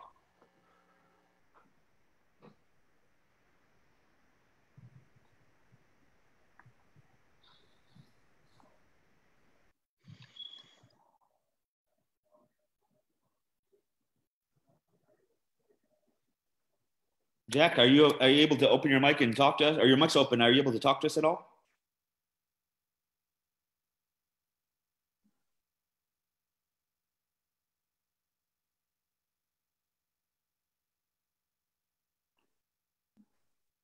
Okay, hearing no discussion from Jack, I'm going to go ahead and close the public meeting. Mr. Chairman? Yes. Point of clarification, there have been several comments on this chat, Zoom webinar chat. Do we need to read that into the record? Does that become part of the record, part of the written record? I mean, I'll defer to Mr. Smith on that, but it seems like the comments are all in line with what the 5 items I have just kind of delineate. Right, but town council will review whatever we do. So are they gonna have the benefit of seeing these written comments as well? Rashad, are these saved, or is the whole screen recorded? The meeting is recorded. I'm not certain if the chat is recorded as part of it. It is. Yeah, I would say I'm not a lawyer, but I would say that should go into the public. So it sounds like all the written comments. Yeah. It sounds like all the written comments and all the public verbal comments are recorded and will be available for the town council. Mr. Jackson, can I send you control, select all, copy and paste, and send you the comments from the chat via email so we can include that into the written record as well? Sure. I can do that. I will do that. I'll do that right now. So that will capture all comments made as of 8:37 p.m. I assume the private comments will be taken out because they weren't available for everyone to see. But yeah, I think it's going to be addressed to Sunnyvale meetings, and so I won't have any benefit of seeing any private comments. No, I'm saying I haven't, Josh. I have no idea how this exactly the private stuff works, but. So any other, can we have some, I wanted to go through these items kind of one by one with the commission and sort of with Mr. Helmberger here and Rashad and sort of just address each one unless someone has a better idea.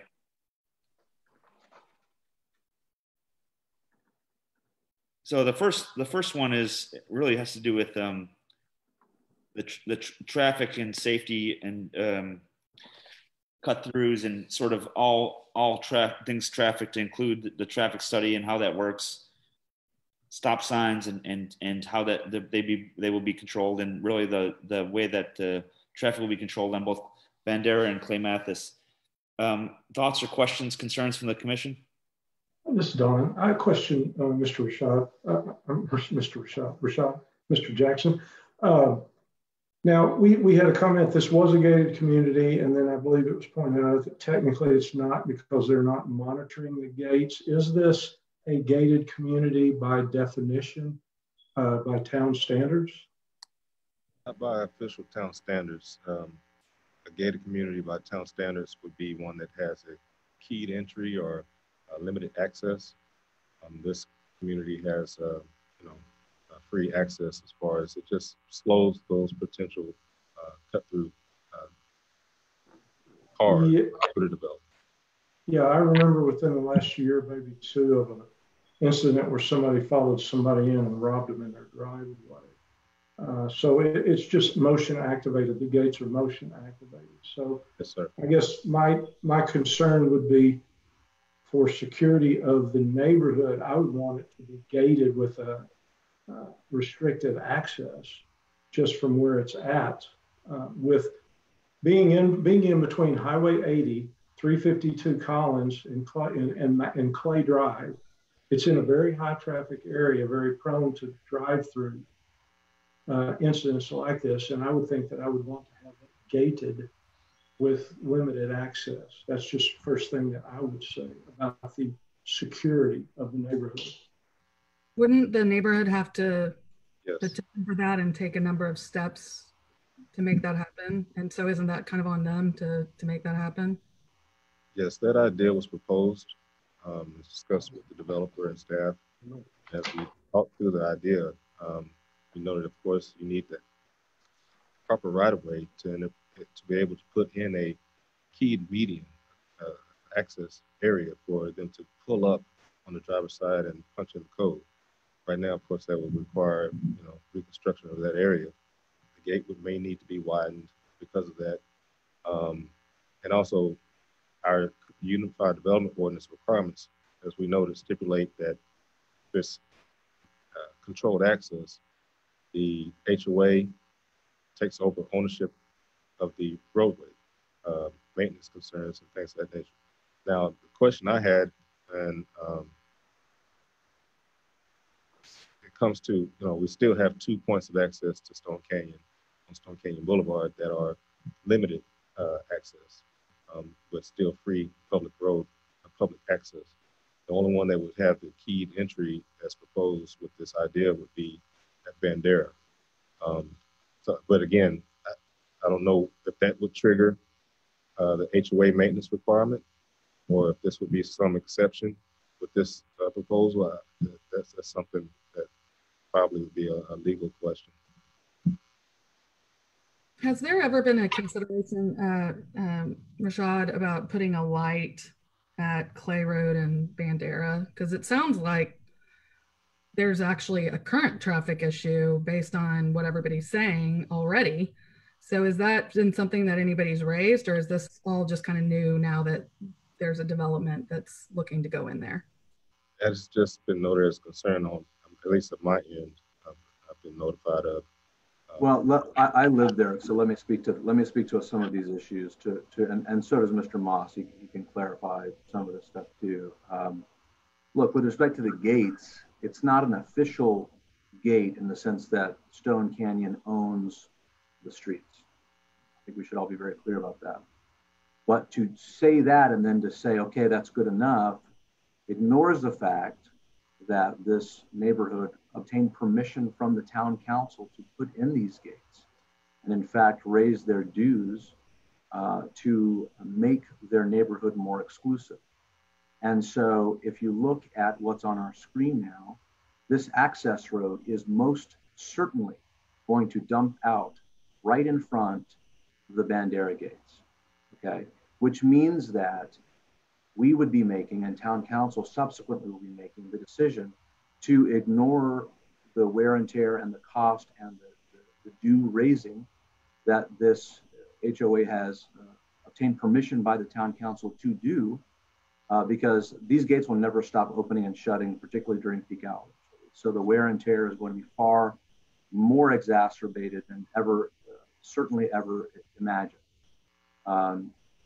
Now, this weekend, I was traveling down Collins Road. I was going to make a left turn into Stone Canyon. This is the way that I travel when I'm not with my wife. When I'm with my wife, she does not allow me to go this way because it's dangerous. So I take the risk when I'm by myself because I live on the edge. So when I turn left and go into the Stone Canyon main entrance from Collins, okay, that's what is kind of known as a general entrance. Well, since QT has come in, and I will say that QT has done a lot to be a good steward of our community. But since QT has come in, obviously the traffic has gotten a lot worse. So what people do is if they're right behind you and they see that you're stopping to turn, and by the way, there's not a designated turn lane. It's a solid double yellow, double white line. So you're turning left, and folks that are behind you see that you're going to turn left, so they veer to the right real quick, okay? Because they don't want to have to stop. Well, the problem is that the people that are behind them don't see that in time, and they rear end you. This happens all the time. That's why I'm not allowed to go that way.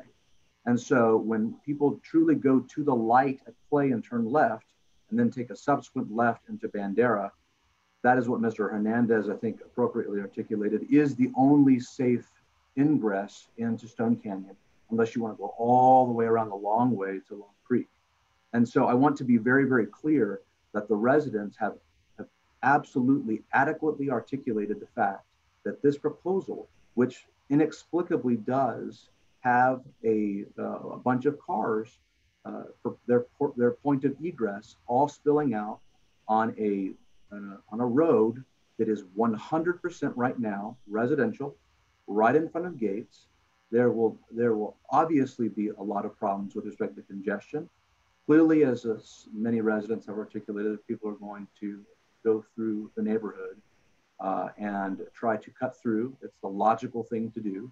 And the biggest question is that, is that something that we should be looking to for purposes of this application? So there's probably more to say, but I wanted to address the gate issue and then the light issue. I know Commissioner Mitchell was asking about that. So that's kind of the story. Trying to understand from Rashad if that had been something that was explored. That was actually. Let me just echo what Josh said. That those gates were put in there to try and discourage people from coming in there just to look around. The thought was that when they first saw it, they would figure that it is a gated community and then just turn around. Well, a few people are using it through a cut through just all the way through Stone Canyon over to Long Creek. I live in the east part, and there's a lot of people taking cuts through there. And but we never intended to have a completely gated community, primarily because we didn't want to be responsible for the streets. But we did this other to just limit, and I think overall it has been successful and limit the traffic. Now, going to hearing what all these other residents have said, I do value a high Montessori school. My son Ryan went to White Rock Montessori there off of Oaks and Peavy for up through the 6th grade until he moved to Sunnyvale and got a wonderful education. But there were traffic problems there on Peavy about the drop-off time, pickup time, and that was just a little 2-lane road. So I can't imagine the problems that the traffic would be here. I do think this should be a better location. During the drop-off time and these 18-wheelers, there's just not a good time to be coming down Clay unless it's like 11 o'clock in the morning when all the traffic's gone. But I empathize and I recognize that there's going to be some big time traffic problems and resultant accidents. And as far as a light there, we've been waiting don't hold your breath. We've been waiting for years to get one on Collins, and as soon as they Collins and Stone Canyon. And whenever they get up to widen that, we might get another one here in another year or 2 years. Rashad, just to kind of summarize this traffic issue, is there any other place that this egress can be? I mean, it sounds like there's really no other place that this egress can be. If there was, that the applicant would have placed it there. Well, I mean, I don't want to step on what Mr. Jackson's going to say, but I mean, I took myself out of the HOA Board of Directors discussion regarding this because I knew it was going to be up for an application. But what I can say is that this is version 2. Version 1 was far more Western, and it didn't have any participants in the school spilling out onto Bandera. So that's the extent of my knowledge. I'll say that, the distance requirements, no matter what is developed there, will likely put a driveway on Bandera. Because it's just as far as proper design, no one's going to put a driveway only on clay. Now, that driveway, Mr. Sandler, that you're speaking about, based on the design, and developer can speak to this if I'm incorrect, that is going to be the entry, and the actual exit. When you say spilling out, they're going to be spilling out onto clay. So they're going to come in here, come in and drop off the kids and leave on clay. That is what I was, at least that's the way the cars are shown to be queued. I can let Mr. Hillenberger speak to that. Right. But that's the way it's been shown to be designed. So, can I share my screen? I have the iteration of the first version. Not that that's up, but I just want to be able to show the panel here. I would need to kind of check with Josh. I'm not sure what showing the first iteration will help us do, because that's not the one that's up for a proposal here. That's correct. But the point should be made is that there is another way. And this is, I know that they have their own views and that. Well, he had noted that engineering wise, this wasn't the feasible route. Hang on one second. The applicant certainly has the right to be able to, make whatever iteration they want. Right. But before I said I shouldn't be involved in this, this was sent to me. And so my point is that if you look at this first version, there is most clearly another way. And so I want to be very clear when Chairman Pease asked if there was another way, the answer is yes. Okay. Now, whether or not that's feasible to the applicant is another issue, but I want to make sure that I directly answer the question. Okay. So let's, I'd like to hear from the applicant about this. The second issue really has to do with the loading and unloading of kids and the safety of that loading and unloading kids. And I think Mr. Helmberg can speak to that mostly. Part of that, can we include how many kids we think will be unloaded? How many cars we're anticipating at kind of peak times, unloading and loading? Because I think that's, some people suggested 20 cars. And I'd just like to have an understanding of what those numbers look like based on their experience. If you in our packet, it seems like they go out as far to say that they don't want to extend the cabana on the pathway very long because they don't have more than 2 or 3 cars at a time. That's what I saw as well. That's my understanding of it. Mr. Helmberger, can you address specifically your thoughts on loading and unloading, what that looks like for us? We have historical traffic information from our Frisco school that never shows more than 3 or 4 cars queuing at a time. I believe the city requires 4 vehicles worth of queuing space. We provided 15 with this layout. I believe there are solutions to here that would appease everybody, but like I said, communication has been limited. I know Mr. Hernandez says we haven't directly reached out to him, but I've gone ahead and forwarded every email we sent him to Rashad, so it's on the record. The thing that's really driving the site plan here is the 72-foot setback that's required for the building. If you look at the angle of the building, it looks very funny, doesn't it? Understand. Right? It looks like it could be facing Clay Road. Well, we can't have it face that way because there's a 25-foot landscape buffer required along Clay, and there's a 72-foot building setback required on the rear. So if those setbacks, if there were variations of those setbacks that would be allowed, we could turn the building to where the rear of the building faces the HOA. This would allow for a completely different layout altogether.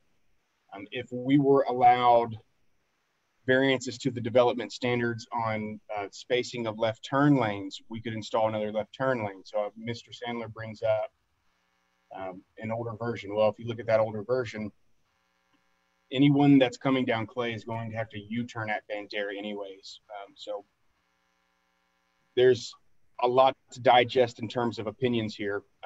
To be very clear, a traffic impact analysis can also include a warrant analysis for signals. It can include a warrant analysis for stop signs. I mean, these are all things that are done by professionals. I can confirm that the traffic counts are done over a course of many days. So, you know, in order to revise the site to address these concerns on Bandera Lane, we would need to be allowed variations on where we can put a left turn lane along Clay, and we would need to be allowed variations on the building setback. I don't think it would hurt to encroach on that building setback, especially if it was just the rear of the building. You know, there's not going to be anyone back there. So, you know, a lot of this could have been sorted out with open communication. We even offered the HOA last Friday that we would table this if they would be willing to meet with us. All we needed them to do was set a date to meet, and they refused to do that. So I'm happy to listen to the concerns, and I certainly understand them. I think a traffic impact analysis is completely warranted. And I think when we have that information, we'll have a better understanding of what's going on out there. Mr. Chairman, I also, my understanding from the chat box, I saw that the HOA president is waiting to speak. I saw that at some point. Okay. Let me go through. Yeah, I had a question for the applicant real quick, if that's okay. Sure. Okay.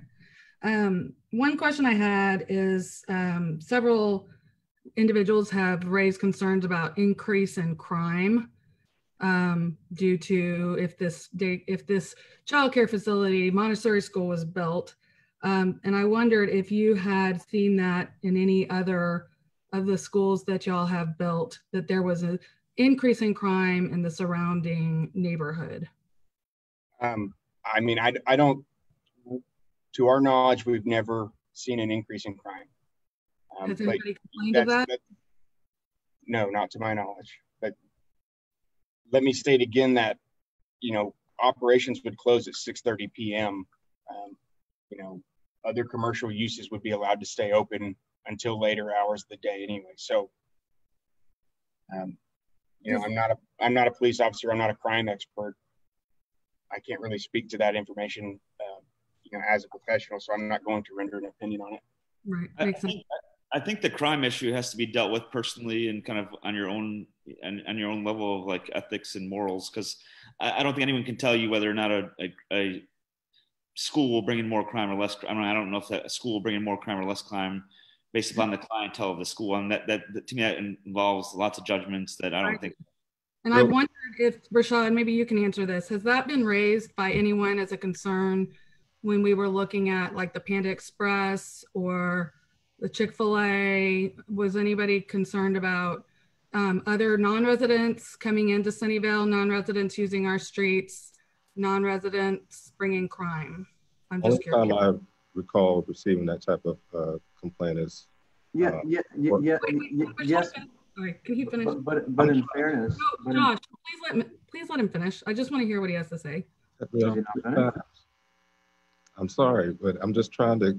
I'm a mediator in this whole thing. I'm just providing information per the strictness of the Unified Development Ordinance. Rashad, you're very important, and we value your opinion. Please go ahead. Well, I'm just as far as responding to Ms. Sandler first. Ms. Mitchell. The times that, yes, we have received comments in regards to that, even when there was something proposed as far as the Pizza Hut and the Collins Corner Shopping Center, as well as, of course, you know, Quick Trip at one point was going to be on the southeast corner, or was proposed on the southeast corner. So that is the reason why it is in Sunnyvale Center, because of the notion that it would increase traffic and crime. I just want to note some of the comments in the Zoom webinar is stating that I've made my decision up and he's not hearing us. He's not in support of us. Again, I'm just a mediator and I'm noting the facts with regard to the zoning for the property. The property is zoned, let me just finalize this. This property is zoned general business. Many of the concerns that are being noted would be the same concerns from any business on that property. The actual developer has developed it and put the property in a position to where any developer, any business, any building would have to abide by the same regulations. So I'm just looking at it from that standpoint. Yeah, and Rashad, again, we as a commission really appreciate all the work, and we know all the work you put into this packet. And we want to say, I don't think we need to let the comments and honestly, like that's an artifact of coronavirus. So you can blame coronavirus and Zoom meeting that allows people to voice their concerns and not have any tact in what they do. But I think we should all have tact in what we do and understand that Rashad does he's invaluable to this community and to this commission. So I personally think that whether or not he has his mind made up is irrelevant to anything. He's not a voting member, and the commission's the commission is all the voting members that we have. Correct.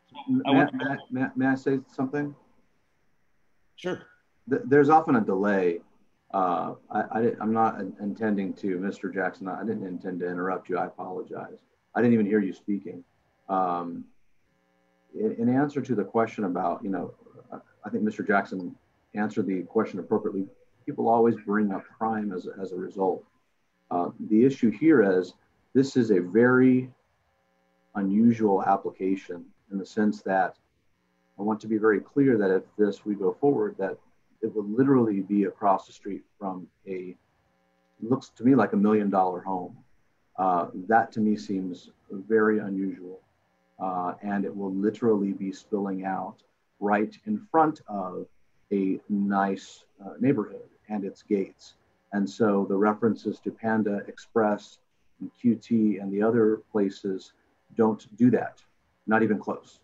And so that's the big one of those types of places into where this Montessori school is proposed. I mean, it sounds like they could arguably. I'm sorry, say it again. I said, it sounds like, from what I understand, one of those types of businesses could go into the same place where this Montessori school is being proposed. Oh, I think that if sorry, I don't want to cut you off. Yeah, no, it's okay. But I mean, I just think that needs to be considered, that it's not like if this Montessori school doesn't go in, that lot stays open. And I think it's probably makes sense to have, in my opinion, for the neighborhood to engage in the discussions that the applicant has proposed to try to see if there's some sort of alternative, rather than just saying, no, we don't want you, and then sitting back and seeing what else comes in that doesn't have to go through this process. That's a risk, isn't it? It's a risk. It is a risk. And I think, considering the applicant has expressed that they are very willing to talk with the HOA and try to come to a middle ground, I would think that that would be the route that might be in everybody's best interest. And I also think that I would be interested in knowing if the applicant would be willing to conduct the traffic study that they've discussed earlier than later, to try to get that information on what kind of impact this school actually will have on that corner. Well, I agree. We definitely need to have a traffic study right now before we can make an informed decision. I think it was Mr. Helmberger who said at the beginning that, businesses can formulate, and Commissioner Mitchell just made the same point. Another business can come right to the spot. But what's unique about this particular business is that this particular business will have, bring with it peak times when, folks are trying to get out of their neighborhood to get their own kids to school. And that's going to create lots of problems. I think that the folks that have mentioned the specific unique traffic issues that will result as a result of this specific business is significant, it's profound, and I think that we would not be doing our job if we do not listen to them. I think we did listen to him, and actually for an hour and 16 minutes, I think. Josh, Rashad, can we do it? It seems like allowing to do a traffic impact study before even a site plan, it doesn't seem like that seems like it's not really how we follow the process, right? It's not something that can't be requested. I'll let town attorney speak to that, but if that's something that y'all want to address prior to approval of this item, I think that I'm a little worried. I'm a little worried that's a slippery slope, because what if I'm sure restaurants want traffic to come there, and if a restaurant goes in there, they want traffic to go there. So I'm not sure if I'm not sure what. I'm sorry. Go ahead, Rashad. Well, what it would address is any need for deceleration lanes or additional revisions to the actual layout for the driveway. Mr. Smith, is it possible to allow an impact study to be done, a traffic impact study to be done prior to approval?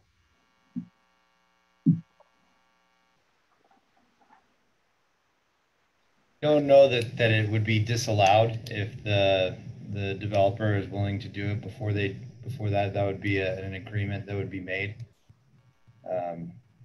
If they're willing to do that, I don't see that I don't know of an issue that would prevent that from happening. Great. Mr. Helmberger, do you have any thoughts on this idea? I think it's a great idea. Great. Can I make a point? I have a question. I'm sorry, Don.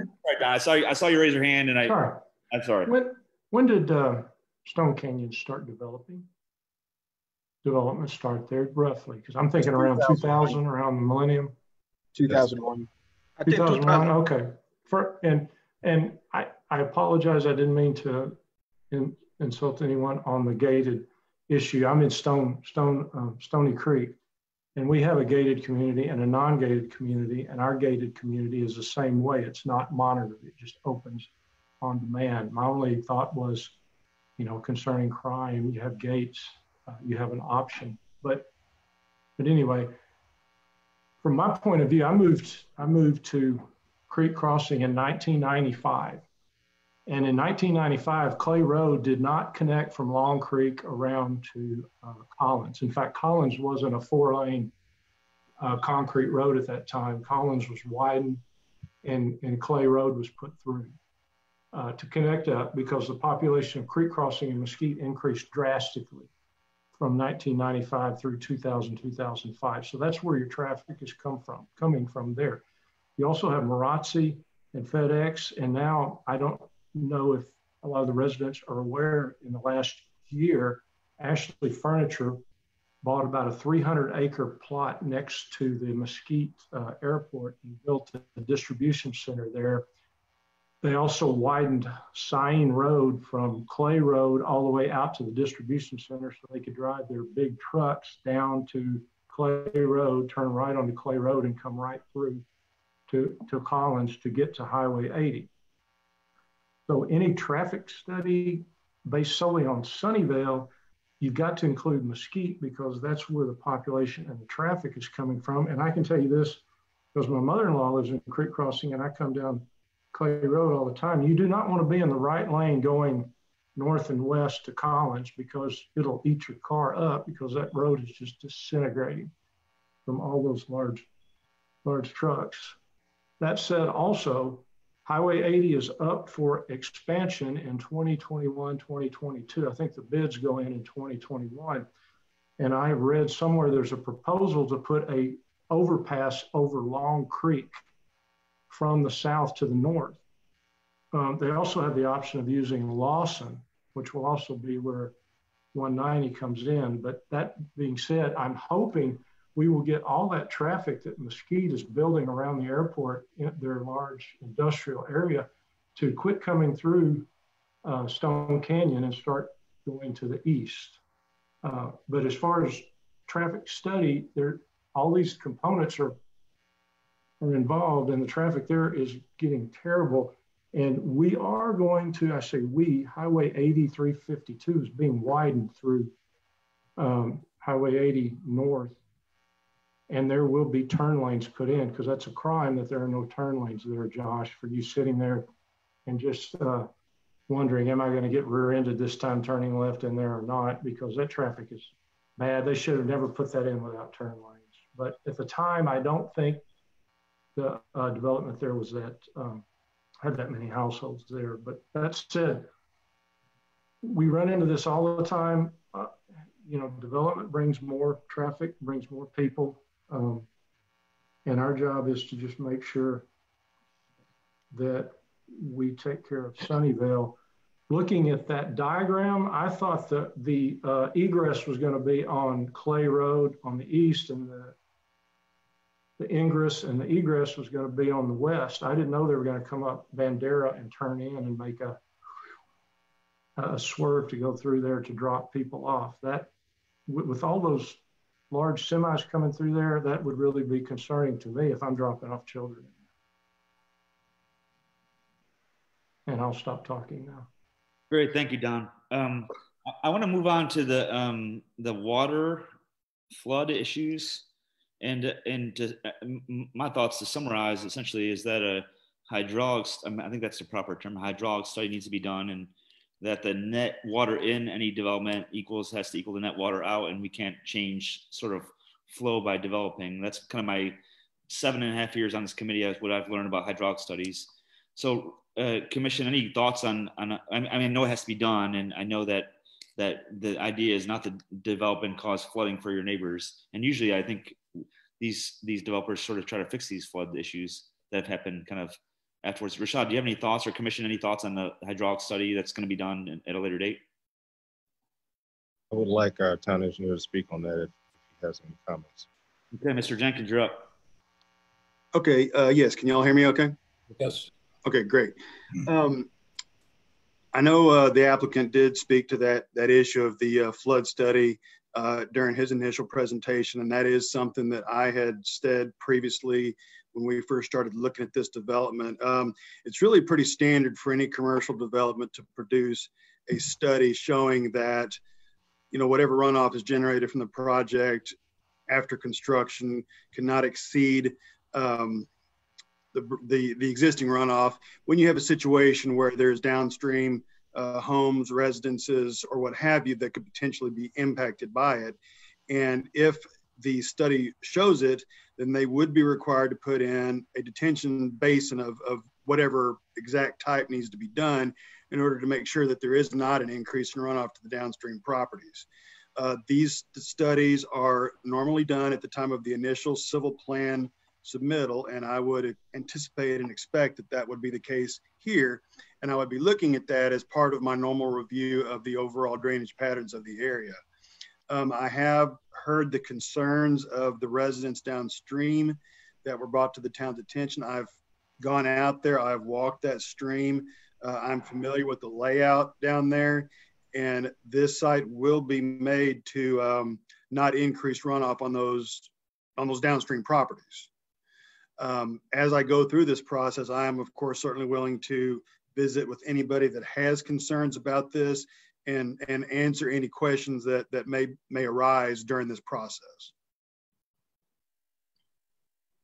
Thank you, Mr. Jenkins. Commission, any questions for Mr. Jenkins on the hydraulic? I want to add something to that. I think the hydraulic study, when the hydraulic study does not work, the developer will change his design, just like we had, you remember, Jobson and Tripp. The developer had to come with another idea. He's building the first phase, and I don't know what happened to the other. He divided it into two. The same thing happened in Homestead 3. There was a lot of concern, and as some of you might remember, I questioned they have to do the hydraulic study. And when they did it, they had to adjust their plans. So it would be the same thing if hydraulic study is done, the developer has to adjust to accommodate what the hydraulic report says. Yes, sir, that's quite correct. If there have been times in the past where plans have had to be adjusted based on the results of the hydraulic study, and you know that could potentially be the case here, that was something we'd be looking at very closely. I think this is not as bad as the traffic concern. I think the traffic concern is a big issue than the hydraulic problem. That could be solved. Great, thank you. I think we'll address the kind of the last three. We talked a little bit about crime, and I'm not sure if anyone has any more comments on crime, but I want to kind of lump the last two issues to get property values in the area. That the residents were concerned that the property values would decrease based upon the traffic patterns causing issues. And then I don't personally feel comfortable talking about other residents from other cities coming in to use this school or any other business, because to me that seems like it's not really my privy. So but I'll open it up for any commissioners to speak on these two topics. And if Mr. Helmberger wants to add anything, I'm not sure if he has any demographic, if that's even helpful or important, or any demographic information on people that are coming in there, or if that really matters to any commission. Yeah, I don't really think that truthfully is something that we should even be concerned with. And it worries me that it's a slippery slope. Agreed. If we're focusing on outsiders coming into Sunnyvale, and that's something that we take into account, I think that's an extremely slippery slope. And I think we should absolutely not consider that as part of our decision-making process. And Sarah, I completely agree. I just feel like as a commission, we should kind of. Well, I agree. Yeah, I agree. I'm just saying that's my opinion. You just asked. I was just saying that's my opinion on it. Yeah, I agree. I think I agree with you too. So I also wanted to convey that I agree with that. So Mr. Helmberger, and again, you're free to not answer or answer it at all. Do you have any information you want to add on this topic of kids and or students at the school coming in from another city? Or I'm going to leave it that generic, because I'm uncomfortable even saying that that would be an important topic. That would not be something that we would ever consider to tell a kid that they're not raised in the right part of town and they cannot attend your school. I honestly don't know how to even respond to that. That's why I left it out of my initial response. So I'm going to leave it at that. Understand. And do you have any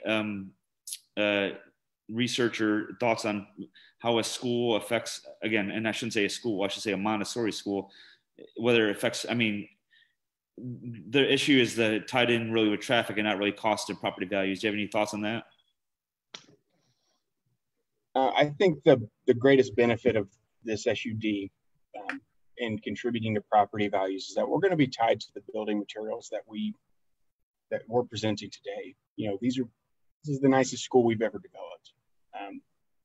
There's an 8-foot tall screening wall. I think it's hard sometimes to visualize these things on plans, but this is about as nice of a plan as it gets.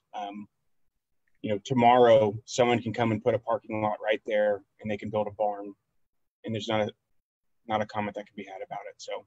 No, and sir, I think that the people on this commission, they've been schooled in the ways of retaining walls and screening and berms, and Rashad has done a good job of giving us good counsel. So I feel like we understand the plans speak for themselves and the facade.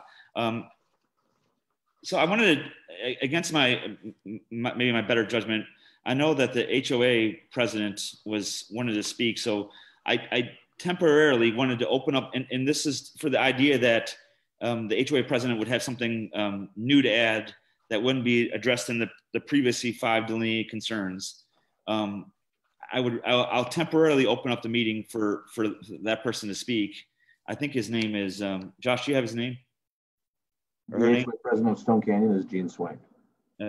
Gene, do you want to speak? Is he on the call or she? I saw the chat window up in the conversation earlier. So hopefully they're there.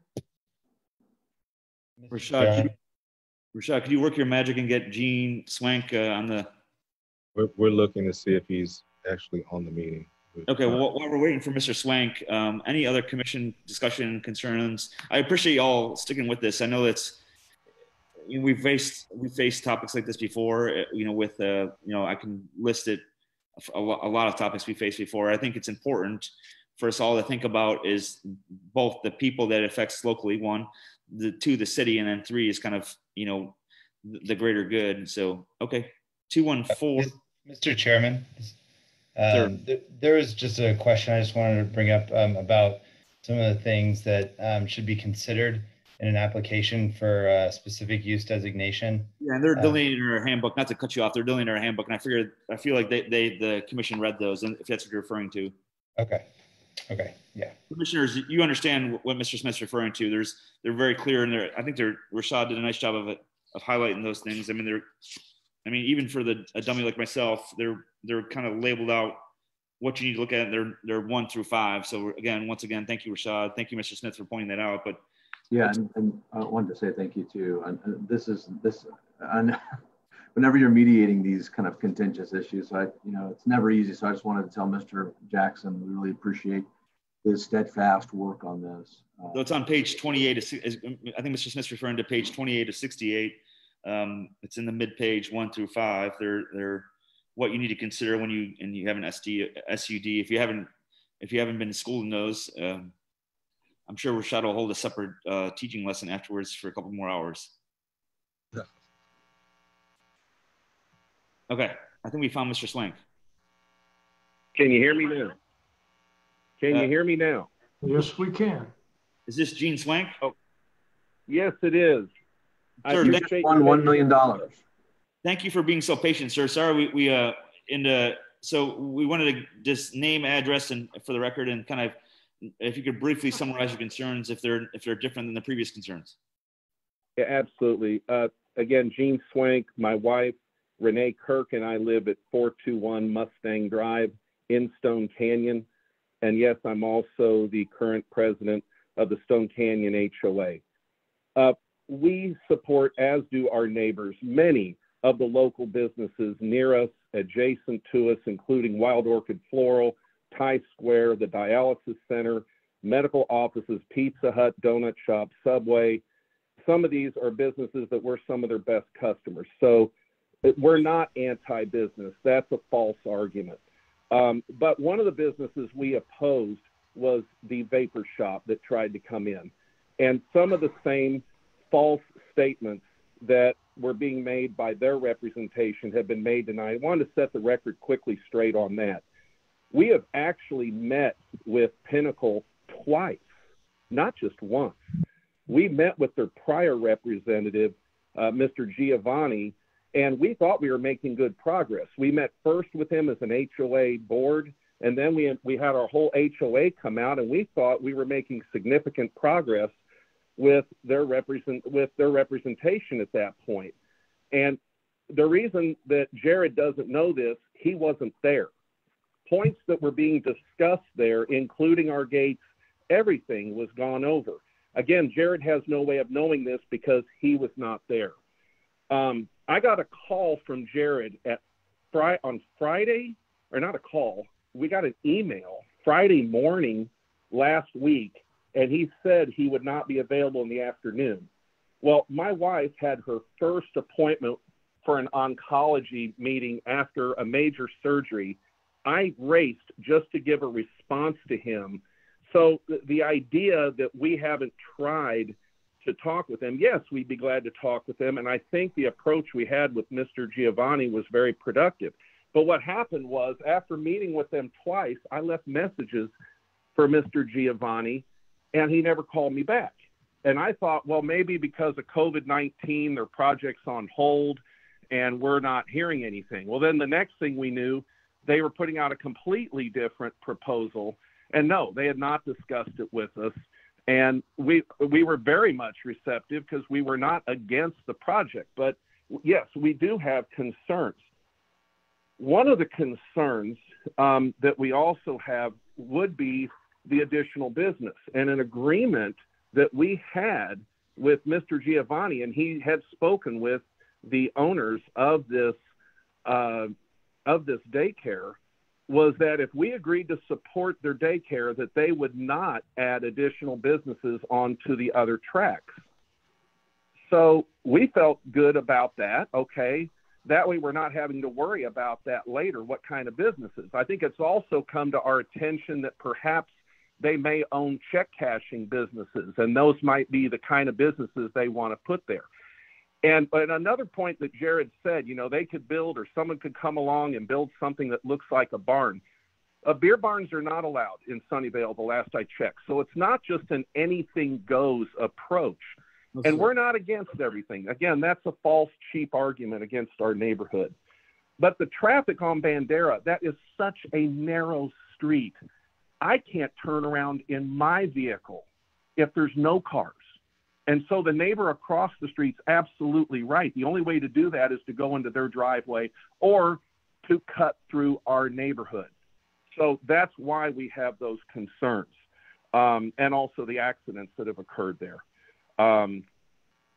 So anyway, but we were concerned when we mentioned these agreements we had come to, that we found out that Jared was saying that no, they're not agreeing to anything we already talked to. So we felt like we had wasted our time with 2 long meetings with the prior representative, only to find out that they were scrapping all of that, starting with something completely different.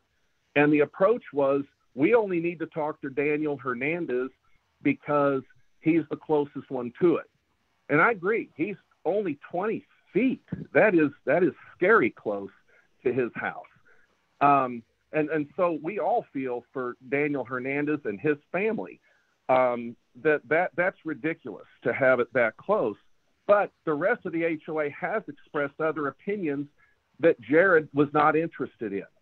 So now he has mentioned wanting to do this in the 11th hour on Friday. Yeah, we could still talk, but we need to be more straightforward. And if Mr. Giovanni didn't have that permission, then he shouldn't have been out speaking with us twice. We took a lot of time to do that. So the idea that we have not been trying to communicate is false. So we are willing to try to work going forward and try to come to a resolution if we can. But I have to admit, the trust factor is pretty low right now with this group. So anyway, currently, my wife and I, as it currently is, we oppose this project. Our HOA board opposes this project. It doesn't mean it couldn't be approved. Just in the current form, we oppose it. And as far as when I hear things about that the runoff and the drainage can't be worse, I think right now with all the trees and vegetation that are there, that helps. If they're planning to cut all that down and they're adding asphalt and cement, that will increase the runoff. And the runoff we're talking about currently, when we get heavy rains, is about 30 yards wide going through that area. If it increases more than that, it's already dangerous. It could even be more dangerous. So it's not something to ignore. I appreciate all your time. I appreciate your letting me on the call. Mr. Schmeck, I appreciate you calling in, and thank you. I hear everything you're saying up until the point where you said that they're cutting down the trees and asphalt, because I just want to be clear that this section of property in Sunnyvale is zoned currently as business or commercial. And if someone wanted to come in there and build a parking lot of asphalt and call it a parking lot, I guess they could, right? Rashad, where are you? Yeah, I was talking about down to the tree line. Your parking lot, but another general business approved business. Another business would have a parking lot. Correct. Yeah, but I'm talking about all the way down to the tree line that's by the creek. I don't know that they're going to build the parking lot in the creek because the water's going to come up so high there, the cars would get flooded out. Yeah. So that's what I was saying. I don't know how far, and if they're talking about cutting down those trees and all the vegetation, which do help retain some of the water that comes through. Thank you, sir. That was my point on it. Great, thank you, sir. Okay, I'm going to officially close the public meeting and allow the commissioners to deliberate. And, I welcome him. If Mr. Helmberger's still on the line, if you guys have questions for him or further discussion, I think my gut instinct is that he's willing to work he's willing to do a TIA ahead of time. And I think there's a lot of room, and I think the residents are willing to work together. I'm not sure exactly what happened the first time, but I'll open up to the commission for thoughts, deliberation, then a motion. Yeah, my feeling is I don't recall if Mr. Helmberger said he was, there was a mention of him being table it and meet with the HOA and the concerned citizens to go over the plan in more detail and try to iron out a solution. Was I mistaken in I think hearing that? I think he, not to speak for him, but I think he said something like he was looking for a date, an actual date from them to do that, and he probably wants to get started on things. But I won't speak for him, sir. Do you want to, Mr. Helmberger? Do you want to? Yes, that's accurate, and I can forward all emails, and I'm very happy to do that. I'm sure Rashad wants more emails. The past individual that we had working with us was let go during COVID, so thank you. Okay, great.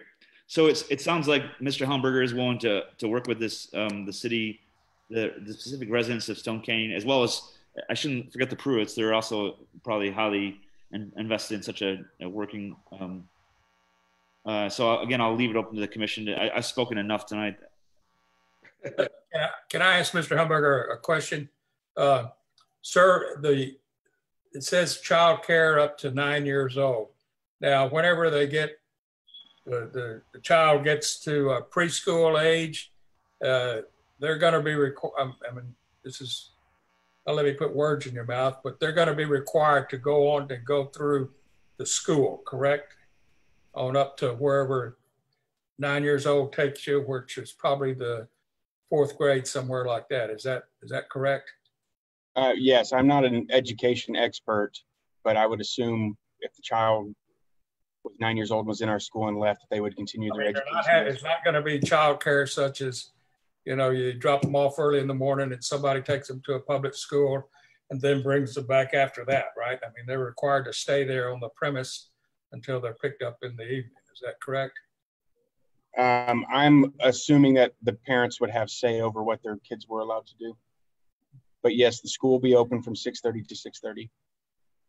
Okay, well, it didn't completely answer my question. And my question is it going to be really a full-time Montessori or part daycare, part Montessori? So that was my question. The entire curriculum is Montessori based. So it is all Montessori. Okay, thank you. How soon could a traffic impact study be done? And would you take in consideration the reconstruction of 352 into that study also? 352 would not be included in the study. It would be way too far away. It wouldn't have any impact. We could get one done within the next 30 days. I think we can also have that meeting within the next 30 days. The expansion of 352 seems like that would be some time off. Yes, it'd be supposed to be finalized by the end of the year as far as starting. Mr. Helmberger, I wanted to note, as far as you're saying you need 30 days, we have to make sure that staff has the information in advance so we can post it accordingly.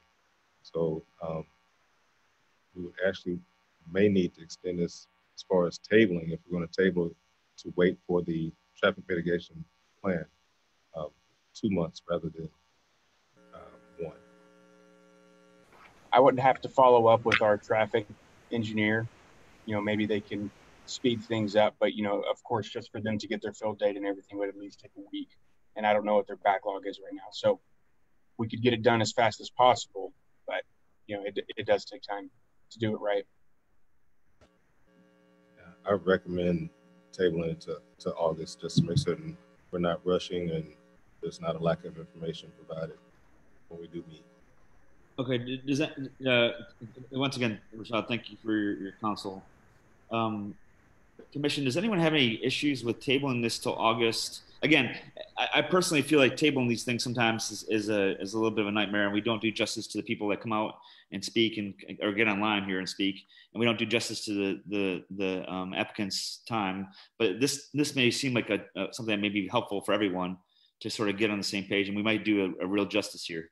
Yeah, I agree. And just looking at some of the comments in the chat that's coming through, it seems, I mean, I can't, obviously I'm just looking at that chat, but there does seem to be a definite interest from the people in the chat to have this meeting, have an opportunity So I think at least providing that opportunity makes sense at this point.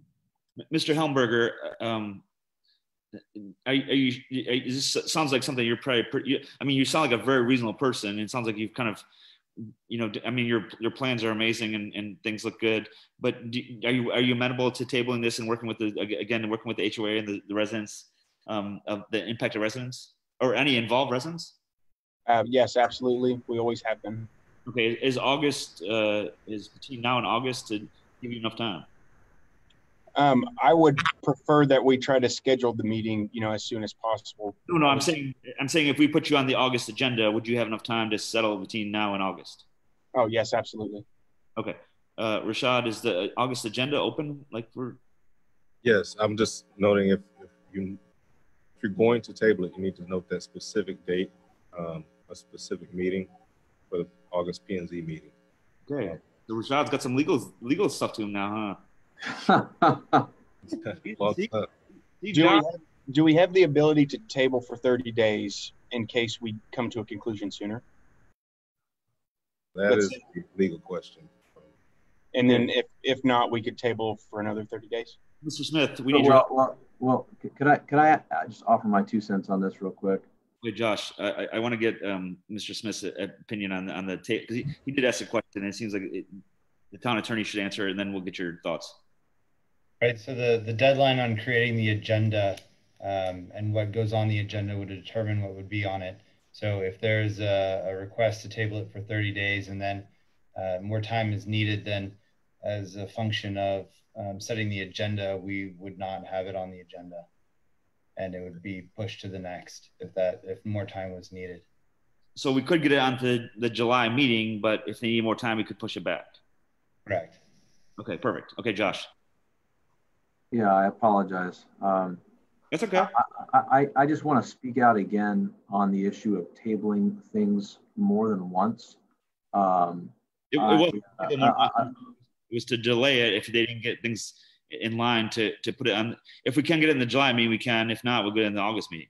Okay, so I just want to go on record and say that particularly on any issue where a bunch of residents have organized to come out, I think that as a matter of customer policy, we should try to avoid tabling matters more than once. And I'm not suggesting that we're talking about doing that here.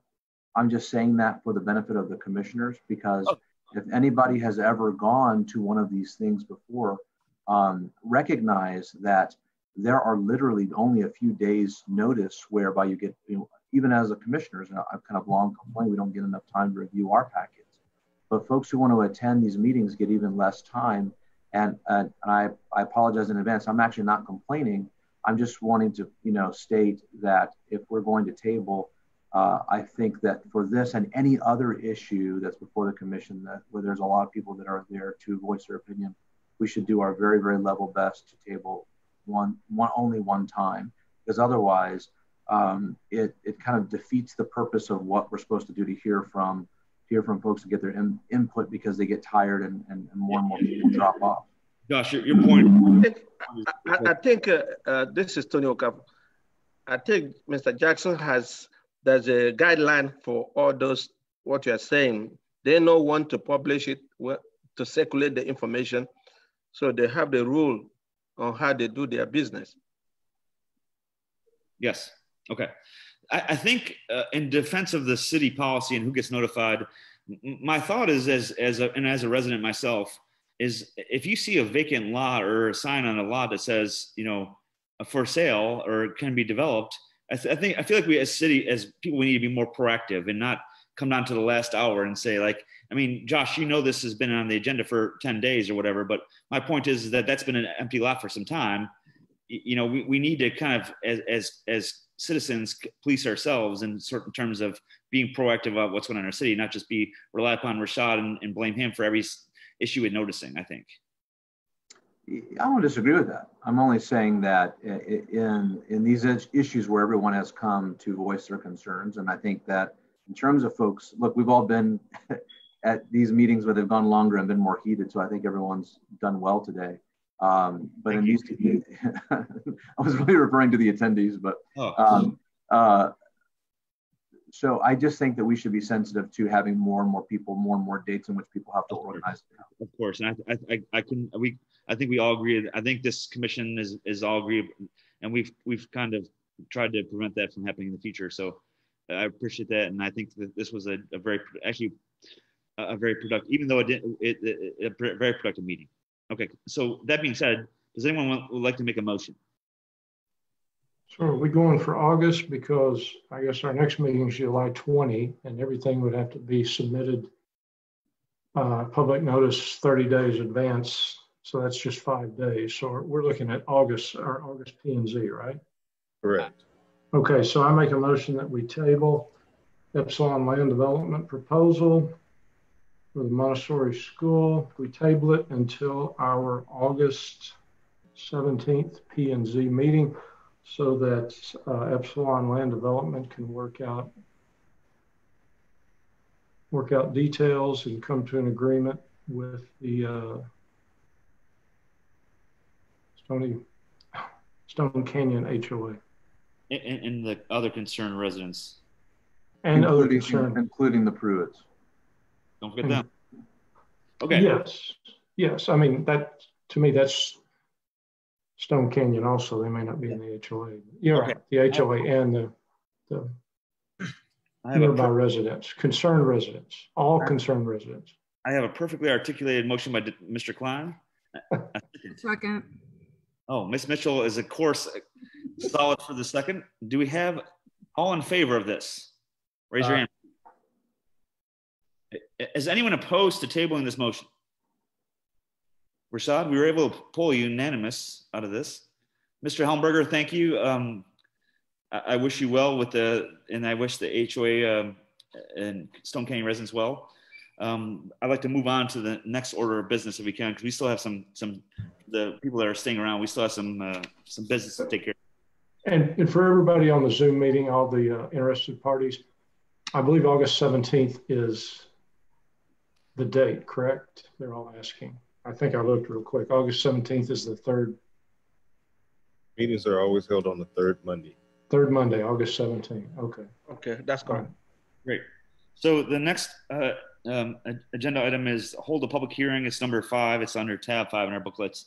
Hold a public hearing to consider and act upon request by Lafang Zoo, Thai Square Sushi and Bar Incorporated, and Warren Cohan C&C Consulting to approve an SUD for establishment of alcoholic beverages sales use, and the Thai Square Sushi Place and on 200 South Collins. Mr. Jackson. Chairman, Commission, the applicant has submitted an application for a specific use designation for alcohol sales for on-premise consumption. The property is zoned general business. Noted specific use designation is required for establishments that want to sell alcohol beverages. The establishment will be a sushi restaurant. It's currently in business. They just want to add this as a portion of their services. During staff review, the applicant provided information I put in your packet in regards to hours of operation and the building capacity. They have noted that alcohol sales will be between 5 and 10% of the gross revenue derived from the sale of food and beverages. The existing drive-through will not be used. There are specific use designation criteria that have been noted in the packet as well for your review, and also the conditional standards by which the applicant will meet. Staff has reviewed. There is a TABC pre-application submittal currently pending upon approval of this request from the town. Staff recommends approval.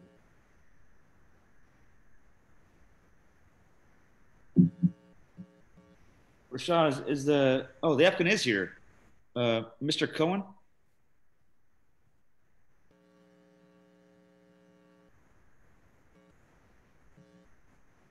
Is he on there? There's no mute next to him. Okay, Mr. Cohen, if you have anything to say, just let us know. If not, I'm going to go ahead and open the public meeting just for kind of completeness. Does anyone in the public hearing want to speak on the item agenda number 5? Agenda item number 5, the application allows for alcohol use. Maybe some people want to have alcohol right now. I was just, you took my question. I'm not pleased about that. I was going to ask if we pass the project, can we go there now? Rashad, my meeting, I'm not seeing any raising of hands, but I'm kind of lost in this whole thing. So is there anyone raising their hand that wants to speak on this? I've been told that there are 2. I'm trying to pull it up myself. There's 2 people that want to speak on the alcohol. Yes. One was from the other topic of peers, and then the HOA wants to speak. Okay.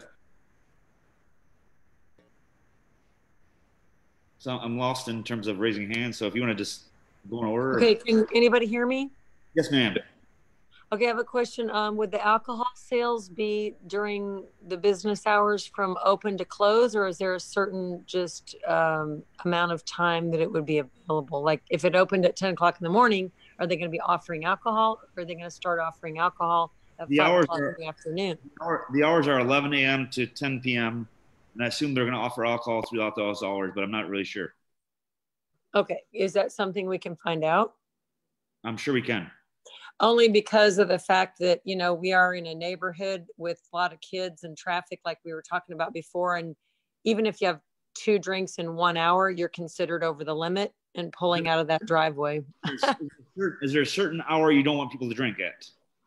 Well, I mean, I would think that the dinner hour, then most of the traffic's gone. People are just out enjoying themselves for dinner.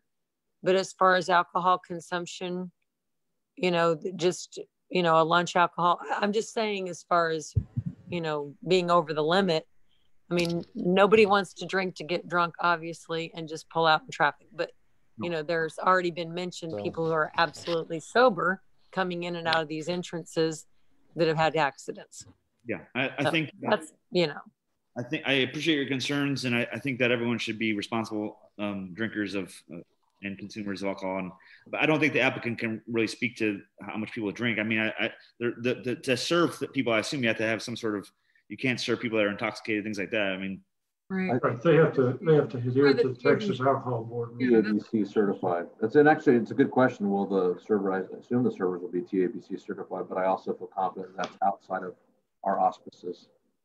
Yeah, yeah, it is. And we actually kind of looked at this with Kearney's when they were considering theirs. And I mean, they're at a busy intersection too. And I think you just have to assume that, you know, they're going to follow the TABC, you know, requirements on that and not overserve. And yeah, people have to be responsible, call Uber, you know, call Lyft. And, you know, I don't think that goes beyond what we're really here to do.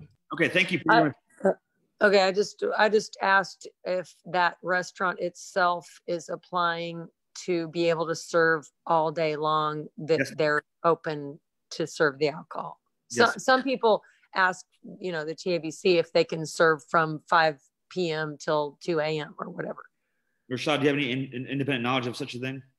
Not the specific knowledge, but it's my understanding that we're serving in accordance with their hours of operation. So lunchtime to dinner. Okay. Thank you, Pam. Okay. Rashad, is there another person that wants to speak on this matter? I think this one was a carryover, so I don't believe they are. Okay, great. I'm going to close the public meeting and allow the commission to either deliberate or vote. Everyone got the email from, I guess, Rashad about the Stone Canyon West Homeowners Association in favor. Everybody got that, right? Yeah, I think all the letters are in favor that I saw. Yeah. Yes. Mr. Chairman, I'd like to make a motion for approval. Great, I have a motion. I'll second. I just want to say to everyone in the commission, especially people that have been here a long time, do you see how Rashad nicely asked them these questions that he knew we were going to ask these questions? And he asked them ahead of time and he put them in our packet. Yeah. You guys are so spoiled. Look at that. Man, I know. I tried to address the questions beforehand. Rashad, once again, thank you for doing that. So I have a motion, I have a second. All in favor? Aye. Aye. Great. Anyone opposed to sushi and liquor?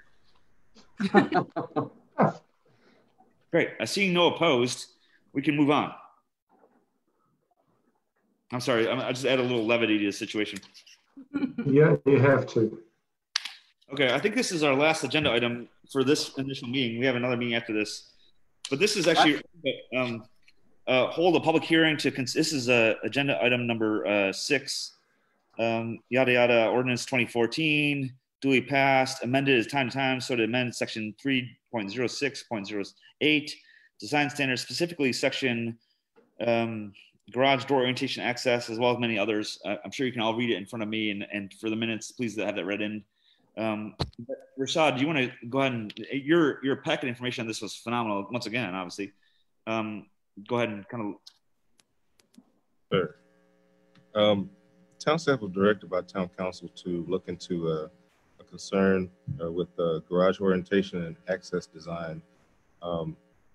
We currently allow a J-drive or J-swing side entry and rear entry garages. There have been design concerns noted with the J-drive orientation, particularly when a home is constructed with a 3-car garage. Staff also has been made aware of the additional aesthetic concerns when cars are parked in the driveway with these type of garage orientations. At the town council meeting, it was proposed that the language, an attached garage shall not extend more than 10 feet in front of or beyond the front elevation of a home be added to the Unified Development Ordinance requirements. As I went through that regulation, I've included some new graphics to further clarify what is allowed visually, so there won't be any confusion. And I removed a figure, which is figure 41 from the UDO, proposed to remove it. That is essentially what the town council wants to remove visually. So there still be allowed J-drive, but essentially the J-drives that will be permitted will be those like these that will be on the side of the home. Our town attorney was involved in this request and has noted that our future developments will be required to do this, but not those that are currently vested. So Stony Creek, the Homestead, all those properties have existing concept plans and existing plats in place. Vesting starts when those are approved. Now, any future development that does not have any concept plan or plat or a building permit will have to adhere to this new requirement. With that being said, staff recommends approval. Great. Commissioners, if you're okay, I'd like to go ahead and open the public meeting and see if there's 2 people. I found the hand raising stuff. There's 2 people that have their hand raised. Joe, do you know if Joe wants to speak on this topic? I think that's again a carryover. We can let's try it real quick and see if he's okay. Hello, Joe. Can you hear me now? Joe, if you could state you want to speak on the swing of the garages? No, I've been holding ever since on the Montessori school. So anyway, I guess y'all kind of got me lost in there, but. Sorry. Do you want to, I can give you maybe 2 minutes to briefly state your concerns. I wouldn't normally not just do that, but can you give me your concerns if they're new and maybe a minute or 2? Well, being at the trail end of it, I probably don't have anything new. So let me just say I'm Joe Campbell. I'm at 422 Mustang Drive. Next to Hernandez and Mark Bradford, I'm probably the closest in proximity to where the building will actually be. Well, good news, Mr. Campbell. They're gonna meet about this and discuss it. I understand. I just wanted to let you know that I'm opposed to it as it is now, but I'm willing to. We'll all talk about it and we'll go to August. Thank you for calling in, and I appreciate your concerns. Hey, Joe, King Moss here. Hello. Hey, King. Been a long time. King, we can't have you socializing here. This is. It's not. Taking advantage of that free Zoom account. That's not a... Rashad mentioned this Zoom bombs. So come on, come on. Okay. I'm going to close the public meeting. Does anyone have any concerns or questions or thoughts on this? This is really, this is really important to me.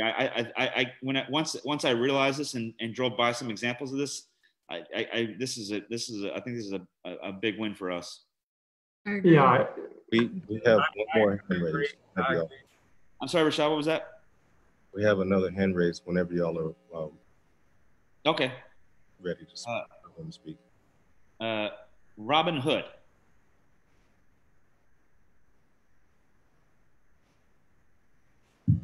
Hello, Ms. Hood.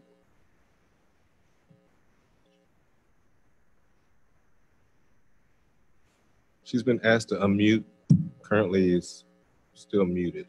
Okay. Ms. Hood, could you unmute your microphone so you can talk to us and we can hear your concerns?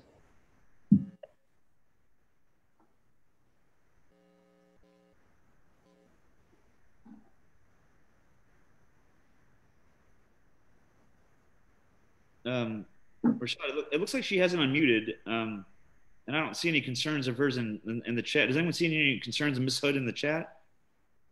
She can type it in.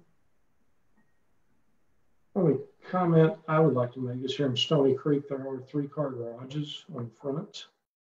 And because the 3-car garages are on the front and stick out about 30 feet, it pushes the house farther back on the lot, and there's really very little backyard. So I like this idea of limiting it to not extend more than 10 feet in front. The front elevation, it incorporates it more into the house to me. So I also just think it doesn't look aesthetically very pleasing, and just this long garage that sticks way out from the house. And yeah, and then they park the cars right in front there. Right in the front door. So is there anything we can do about the cars? Can we get them out of the streets and out of the driveways? Oh, I will say, a lot of people have purchased those style homes, so I can't necessarily say that we as a town dislike them. They are still $400,000 homes. Yeah, and this will not start except whenever we get new development. Is that correct? I mean, correct. It's in the pipeline. Yeah. Right? They can do it. Doesn't affect the existing. But I agree. If you end up with 3 or 4 cars sitting out in the front, you just don't see the front of the house. So, yeah, Jackson, I think, do they not have it on Stony Creek now? Do they? Yes, they do have it. They do have it. Yes, and they'll be allowed to continue because they're vested. Stony Creek and the homestead. No, I mean the new design you have. They're already using it. Yeah, some homes are already using this design that we're proposing. Yeah, I think I saw one at Stony Creek. Yeah, Rashad has some examples in his packet if you want to see an example of it. If someone's out there trying to unmute and they're having issues, try Alt and then the letter A, ALT, the key Alt A. It's kind of a hot key to unmute and mute your Zoom. I don't know if that'll help. Oh, microphone issues. Okay. Ms. Hood, we see you typing in the comments. If you want to just type your question out, we could probably address it then too. Our concern. Oh, there she is. Okay, Rashad, she's back. Yes. We're trying to unmute her.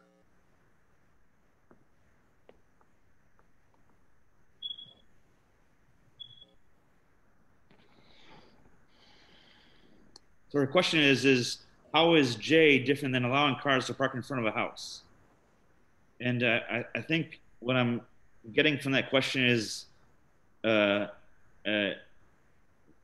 mean, obviously one's a driveway leading to a garage, but this has nothing to do with the J swing. It has to do with the idea that we want to limit the extension of the garage in front of the house.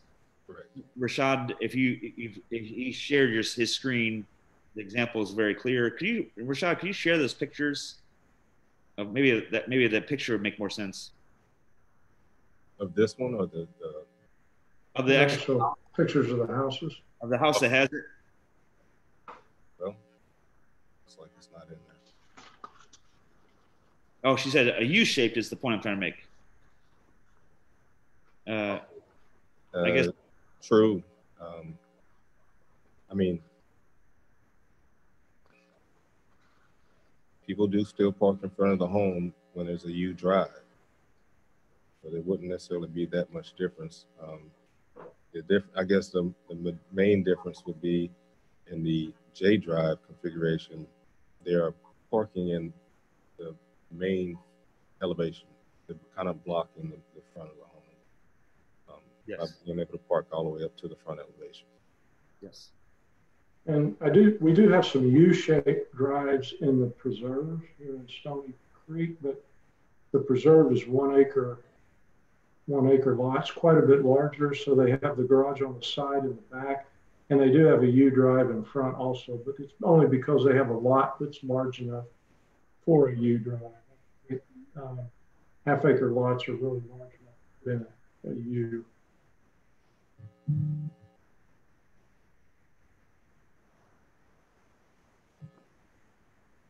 I'm going to try to. I'm not.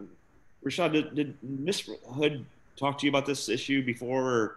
And we don't have her name or address or any of that stuff. I mean, I feel really uncomfortable with this whole thing. No, nobody's contacted me about this. Okay.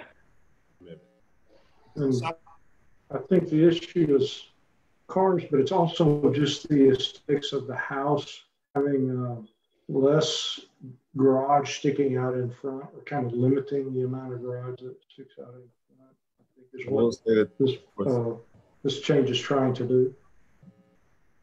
This amendment will have to go to town council, so there's another public hearing that will be involved. Okay, great. So I'm going to go ahead and close our public hearing and go ahead and ask the commission to deliberate and vote, or make a motion. Sorry.